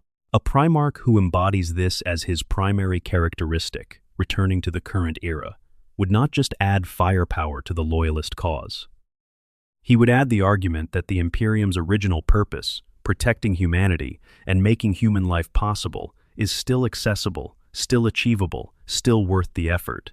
In a setting that often seems designed to demonstrate that hope is a tactical error, Vulcan is the counter-argument that has been running uninterrupted for 50,000 years, and he has the forge scars to prove it. Section 13. The Full Case and the Gathering Fire. Let us assemble everything into the clearest possible statement of where the lore currently stands and what it suggests. Last confirmed location, Ullanor, approximately 544 to 546 of the 32nd millennium. Vulcan entered the Temple Gargant to face the beast. The Temple Gargant was destroyed. No body was recovered. The Imperium declared him missing in action and presumed dead. The Salamanders formally rejected this verdict. Biological status. Vulcan is a perpetual. The only confirmed method of permanently ending a perpetual in the lore is the fulgurite, which produces a visible, catastrophic psychic event when used. No such event was observed at Ullanor. The Imperium's presumption of death is not based on evidence of permanent biological termination, but on the absence of recovery and the passage of time, an administrative position, not a biological finding. Narrative status. The 9 Artifacts quest is an active, live, ongoing narrative thread that has been maintained and updated across decades of source material. 5 of 9 artifacts recovered, 4 remaining. Current Forge Father, actively searching in the Imperium Nihilus. Successor chapters committed to the search. The Tome of Fire's prophecy remains in the active lore as a future event rather than a historic one. Precedents. Robut Guillamon returned from 10,000 years of near death. Lion L. Johnson returned from 10,000 years of sleep. The pattern of Primarch returns is established as a live narrative mechanism. Vulcan has a cleaner narrative trigger for his return than either of the two who have already returned. Current era conditions. The galaxy is in the worst state it has been since the Siege of Terra. The Tome of Fire says Vulcan will return in the Imperium's hour of greatest need. The argument that the current era is not the hour of greatest need is difficult to sustain given the objective evidence. The case for Vulcan being alive and eventually returning is, by any fair assessment of the available evidence, substantially stronger than the case for his permanent death. The Salamanders have been right about this for 9,500 years. They have continued the quest through every adversity, expanded the search in the current era to include successor chapter forces, and are currently pushing into the darkest and most dangerous part of the galaxy to find the last 4 pieces of a 10,000-year promise. Somewhere in the dark, in the half of the galaxy where the Astronomicon does not reach, on some volcanic world or moving through some dimensional transit that the Imperial record cannot track, carrying wounds older than most civilizations, and a patience that has had 10,000 years to develop in its current cycle, a being who cannot die is either actively searching for the moment to return or waiting for the signal that his sons have completed what he asked them to do. The fire is still burning, the hammer is still ready, the Lord of Drakes is coming home. One more thing worth considering carefully before we close, because it is the kind of implication that casual discussions of Vulcan's eventual return tend to skip over. If Vulcan returns, he returns as a perpetual who has been alive and continuously experiencing things for over 50,000 years. The Emperor himself, who was at least 40,000 years old at the time of the Horus Heresy, had an understanding of history and human nature that had been accumulated across that span, and its depth was visible in everything he did, including the things that looked like mistakes but were eventually revealed as very long games. Vulcan, at roughly 20,000 years of accumulated experience at the time this account is written, is perhaps half that age, but he has been accumulating that experience specifically, with particular attention to certain questions that have defined his existence. What does genuine human worth look like across 10,000 years of galactic catastrophe? What persists in the commitment to protecting others when the others keep dying and the commitment keeps costing? What is the relationship between making things well and making things that last in a universe where nothing lasts? Vulcan has been living these questions for longer than the entire documented history of the Imperium. He does not have abstract philosophical answers to them. He has the answers that only experience at that scale can produce, not comfortable answers, not clean answers, but real ones, the kind that have been tested against the actual world and survived that testing. He has also watched the Salamanders for those 10,000 years, in whatever fashion a perpetual who is not making his presence known can watch. He has seen the chapter he built maintain the values he embedded in it through conditions that should have eroded them. He has seen successive Forge Fathers commit their entire lives to a quest that offered no guarantee of success and required giving up everything except the mission. He has seen the chapter sustain this commitment not as an institutional formality, but as a living practice, generation after generation. The culture rebuilt each time the chapter was reduced and rebuilding itself around the same core. He has been watching his sons prove themselves worthy for 10,000 years. The Tome of Fire does not specify whether the return requires that all 9 artifacts be physically in He Stand's possession, or whether it simply requires that all 9 have been recovered by the chapter in any form. This distinction might matter. The Chalice of Fire and the Eye of Vulcan are at Prometheus, not with He Stan. If the trigger is the recovery of all 9, rather than the Forge Father's personal possession of all 9, then the moment of return is whenever the last artifact is recovered and brought to Nocturne, wherever it is found. He Stan is in the Imperium Nihilus right now. The Imperium Nihilus is dark and dangerous and hostile to navigation, and filled with threats that would kill almost any other individual pursuing this kind of mission. He is pursuing it anyway. He has been pursuing it for nearly a century. He will keep pursuing it. The Salamanders will keep supporting him. The successor chapters will keep expanding the search until either the mission is complete or everyone involved is dead. The Salamanders do not make that second option available as a contingency. They are not planning for the mission's failure. They are planning for its completion because their Primarch told them he would be back, and the Salamanders do not leave their Primarch's promise unfulfilled while there is still something they can do about it. This is the final and most fundamental expression of everything that Nocturne built in them. They are building something. The planet will not make it easy. The conditions are the worst in 10,000 years. But you put things in the fire because the fire reveals what they are made of, and what the Salamanders are made of has been clear for the entirety of their existence. They are waiting for him. They have always been waiting for him, and he is going to come home. Section 14. The Salamanders in the Era Indomitus, keeping the fire burning. The Salamanders chapter in the 42nd millennium is a genuinely extraordinary thing to examine, because it has been 10,000 years since Vulcan walked away from them, and everything he built in them is still intact, still practiced, still producing space marines who behave in ways that mark them as unmistakably his sons. 10,000 years is an extraordinary span of time across which to maintain an institutional culture without the founder present. Human civilizations have risen and fallen multiple times across that period. Languages have evolved beyond recognition. The Imperium itself has changed so dramatically from its heresy-era form that Robert Guillemot, on waking in the 42nd millennium, reportedly found the institution he helped build barely recognizable. The Space Marine chapters have drifted in various directions, their founding cultures preserved with varying degrees of fidelity, their interpretations of the Codex Astartes reflecting the pressures of their specific operational histories. The Salamanders have not drifted. They are, in the most material and observable sense, still the chapter that Vulcan built. They still live on Nocturne. Not symbolically, not ceremonially, but actually. Salamanders between deployments return to the sanctuary cities and function as members of the community, as community leaders, as craftspeople, as the familiar faces in the forge halls who have been part of specific families' lives across multiple generations. The relationship between the chapter and the people of Nocturne is a living one, not a historic one. They still build their own weapons. Every Salamander is a forge craftsman of genuine capability, because the training that produces a Salamander includes years at the forge as a required component rather than an optional supplement. The weapons and armor that a Salamander carries into battle are primarily things he made or substantially modified himself, which means every item of his kit is the result of a design process that engaged his full intelligence with the question of what the mission would require. His bolter is not standard.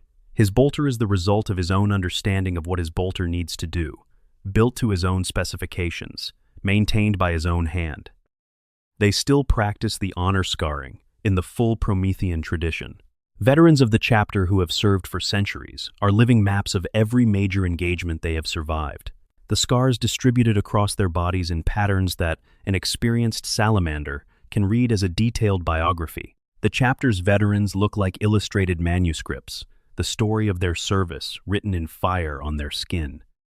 And they still care about the people behind them in a way that occasionally gets them in trouble with other organizations in the Imperium because the caring produces choices that pure military logic would not produce, and that other commanders sometimes find frustrating or incomprehensible. The Wars of Armageddon are the most famous example. During the Second War for Armageddon, a Salamander's company fought alongside Black Templars chapter forces against the Orc invasion of warlord Ghazghkull Thraka. The Black Templars, operating under martial doctrine that prioritized the elimination of the enemy threat as the primary objective, pressed counteroffensives that the Salamanders broke from, specifically to maintain the defense of civilian enclaves that the Templar strategy would have left exposed. The friction this created between the two chapters was documented and has been analyzed in various places in the source material as an illustration of what happens when two chapters with fundamentally different priorities have to operate. In the same theater, the Salamanders were not wrong in military terms. The people in those civilian enclaves, if abandoned, would have died, and their deaths would have eliminated the population centers that made Armageddon worth defending in the first place. But the Black Templars were also not wrong from a pure military efficiency standpoint. Maintaining civilian defenses at the cost of aggressive offensive action extended the overall campaign duration. Both chapters were arguing correctly from their own frameworks, and the Salamander's framework was the one that remembered why the planet was worth saving. In the era Indomitus, the Salamanders have received Primaris reinforcements, like every other chapter, and the integration of these new warriors into the existing culture has been smoother for them than for many others, precisely because the culture is well-defined and deeply embedded. A Primaris Salamander becomes a Salamander in the full sense during training, rather than merely a new kind of space marine wearing Salamander's colors. The Promethean Creed, the Forge practice, the time on Nocturne, all of it applies to the Primaris warriors as it applies to their older brothers. The Ultima founding successor, chapters the Hammers of Nocturne and the Covenant of Fire, being the most prominent, have added a new dimension to the chapter's activity in the current era. Both are fully Primaris chapters, established after the Great Rift's formation, and both have committed to the artifact quest alongside the original chapter. The Hammers of Nocturne were the chapter that accompanied He-Stand to Zero, suffering the Alpha Legion infiltration that compromised their effectiveness in that operation. Despite that setback, they have not withdrawn from the search. The Covenant of Fire has deployed multiple companies in the search across different regions of the Imperium Nihilus. This represents something new in the 10,000-year history of the quest. For most of that history, the Forgefather and the Salamanders were the only organized forces specifically committed to the search for the artifacts. The search had support from the chapter's full military capability when He-Stand requested it, but the primary responsibility fell on one individual and the resources he could draw on. Now there are 3 chapters, arguably more, if other Salamander successors have also committed resources that are not fully documented, working in coordination toward the same goal. The prophecy of the Tome of Fire does not specify that only the Forgefather can find the artifacts. It says that when they are recovered and returned to Nocturne, Vulcan will return. The form of the recovery is not constrained. He-Stand may find all 4 himself. He may find some, and other forces find others. A combination may deliver the remaining 4 through different channels to Nocturne within the same period. The current expansion of the search suggests that Games Workshop is, at the narrative level, preparing the conditions for the completion of the quest, building toward a critical mass of invested forces in a way that makes the recovery of the last 4 artifacts feel like an achievable near-term goal rather than a theoretical possibility across undefined future time. The Great Rift is not a permanent state, or at least not one that the current lore treats as a permanent equilibrium. Guilliman is actively working to find ways to operate across it, to stabilize corridors through it, to maintain contact between the Imperium Sanctus and the Imperium Nihilus. The Nachman Gauntlet already provides one passage. Other passages are being explored. He-Stand, operating in the Nihilus with the resources of multiple chapters behind him, is not simply lost in a void. He is operating in a difficult environment, with active logistical support, pursuing specific intelligence with specific goals. The conditions for the quest's completion are the best they have ever been. The chapter founded by Vulcan is the closest it has ever been to fulfilling the promise he left them. The galaxy is the darkest it has been since the Siege of Terra, which matches the prophesied timing. The pattern of returning Primarchs has been established as a live narrative mechanism. Something is building. The fire is close. The hammer is ready. Closing the forge burns. The hammer falls. Vulcan lives. And that, in every layer and detail and implication, is the story of the Primarch nobody knows is still alive. Start at the beginning. A volcanic death world orbiting a dim star, and a blacksmith who found a child in a capsule that fell from the sky and made the only decision that seemed sensible. He took him home. He named him after the greatest creature the world knew, and he taught him everything he understood about making things well, and the boy learned it and then went past it, inventing techniques that the best craftsmen on the planet had not previously discovered, bringing to the forge not just skill, but something that has no simple name, a quality of attention and care that elevated work from competent to extraordinary, and that expressed itself in everything he ever did, in the forge and in battle, and in the way he treated every person he ever met. That child stood in the center of Hesiod, with two hammers crossed over his shoulders, and waited for the predators to come, because the people hiding behind him mattered more to him than his own survival. He had already answered the question that would define his entire existence. He just did not know yet that the question was going to keep being asked, in increasingly extreme and terrible forms, for the next 50,000 years. The Emperor found him through a hunting competition, which tells you everything you need to know about how the Emperor understood what he was looking for. Not military capability, not intelligence or tactical genius. The question of what you do when you could take something for yourself, but someone else could use it. The question of whether the strength you have developed through your own endurance is pointed outward or inward. Vulcan answered correctly by giving food to hungry people, and the Emperor knelt with him and said, in effect, "Yes, this is right. This is what I needed to find." The Great Crusade gave him 2 centuries to demonstrate in practice what his character had always implied in theory, and to discover that the machinery he was part of did not share his values at the level of leadership. The laugh in Horus's tent after Kara-Atan is one of the most important moments in the Horus heresy, not because it changed anything immediately, but because it revealed something that Vulcan had been choosing not to fully see. He saw it then. He began preparing. The vault burned. 9 things survived. Istvan V was the end of the legion he had built, the death of the friend he loved most, and the beginning of a different and darker education. Kurz had his months and his experiments and his fork. He proved, as definitively as it is possible to prove anything by experimental demonstration, that Vulcan was not going to become him, not because the conditions were not extreme enough, because they were. The conditions Kurz constructed were the most extreme that he could make them, and the answer they produced was still not the one he needed. The road home through the webway, through Grammaticus's final sacrifice, through the dark beneath Deathfire, and the conversation with something ancient and knowing, brought a Vulcan restored to himself, but carrying everything that had happened. He carried it to Terra. He stood at the gate. He sat with the dying. He did what was needed. He left. He watched from somewhere for 1,500 years. He came back when the galaxy needed something that only he could provide, defended a volcanic world alone against millions, because the people on it mattered, led a campaign against a creature of impossible intelligence and scale, went into the fire at Ullanor, because the people behind him were every living being in the Imperium. He has been absent for 9,500 years.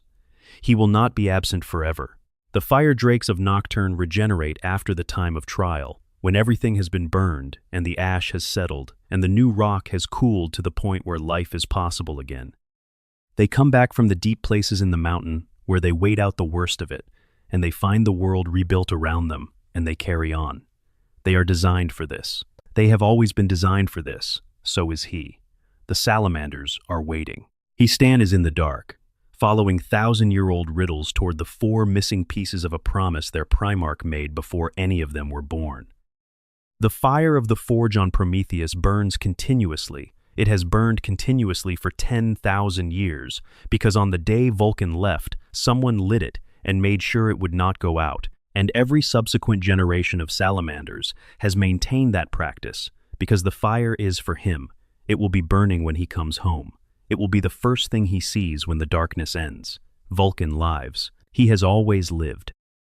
The question of when he comes back is a question of when the last artifact is found and returned to Nocturne, and the search is closer now than it has ever been. with more resources committed and more determination driving it, and a galaxy in a state that matches the prophecy's description of the moment of return, more precisely than any previous period in the 10,000 years since the promise was made. The forge burns. The hammer falls. The fire is coming home. If you made it to the end of this one, genuinely thank you. Every time, it is extraordinary how many people show up for the full length of these deep dives, and the community this channel has built around the real depth of the lore is something that matters and that I am grateful for. Drop a comment below. Tell us which part of this story hit you hardest. The child on Nocturne with the 2 hammers, the months in Kurz's hands, the sacrifice at he stand pushing into the dark of the Imperium Nihilus right now, carrying 3 artifacts and looking for 4 more. The fire that has been burning for 10,000 years, waiting. There is no wrong answer. This story has many of the best moments in all of Warhammer 40,000 in it, and all of them deserve to be talked about. If you want to see more, subscribe. The button is right there. You will not miss what comes next. Until then, the fire burns. A final note on the broader picture. The age of returning Primarchs. There is one more piece of context that deserves attention before we close, because it situates Vulcan's story within the broader narrative movement that Games Workshop has been building since the publication of the Gathering Storm campaign books in 2016, the period that saw the death of Ba, Cadia, the formation of the Great Rift, and the resurrection of Robut Guilliman. Guilliman's return was the first. He had been in a stasis field since the Horus Heresy, preserved at the moment of near death by an assassination from the Thousand Sons, and Archmagos, Belisarius Cawl, and the Eldar worked together to revive him. When he woke, he found an Imperium 10,000 years removed from the one he had helped design, and he took command of it with the efficient horror of someone who genuinely understood both what it had been meant to be and what it had become. His return was functional, immediate, and changed the strategic situation of the setting substantially. The Lion's return was different. He had been sleeping, not stasis preserved. The Dark Angel's great secret, that their Primarch was in a hidden chamber in the fortress monastery called the Rock, sleeping, since some point in the early post-heresy period had been maintained across 10,000 years, and he woke in the Arcs of Omen campaign with the full capability of a Primarch intact and a perspective on the current era that was, characteristically, for Lionel Johnson, thoughtful and strategic rather than immediately reactive. His return to active narrative participation has been building since. Both of these returns establish something important as a fact about the setting in its current state. Games Workshop is willing to bring Primarchs back, is willing to do so for characters who have been absent for the full 10,000-year span, and intends the returning Primarchs to have active roles in the current narrative, rather than simply existing as background lore. The pattern is established. In this context, Vulcan's situation is uniquely well-positioned. He has a cleaner and more fully developed narrative mechanism for return than any other missing Primarch. The 9 Artifacts quest has been documented, updated, and maintained across multiple editions of the game and multiple publications over decades. The current Forge Father is an active character with recent documented story updates. The prophecy is explicit, and its trigger condition is quantifiable. 4 artifacts remaining, actively being searched for, by forces that have never been more organized or more resourced. No other missing Primarch has this combination of elements. Leman Russ is in the Eye of Terror, presumably, with no mechanism established for his emergence.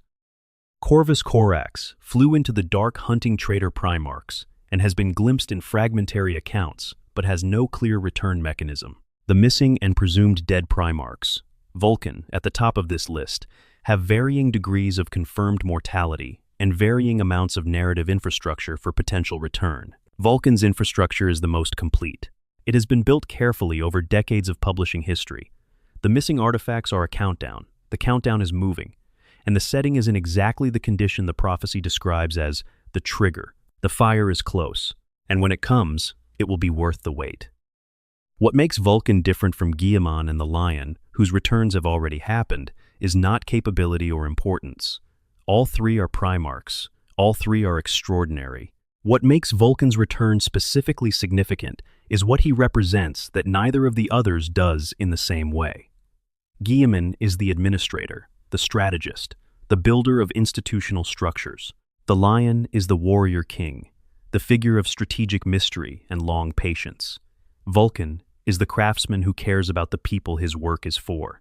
He is the Primarch who stood in the center of Hesiod and waited.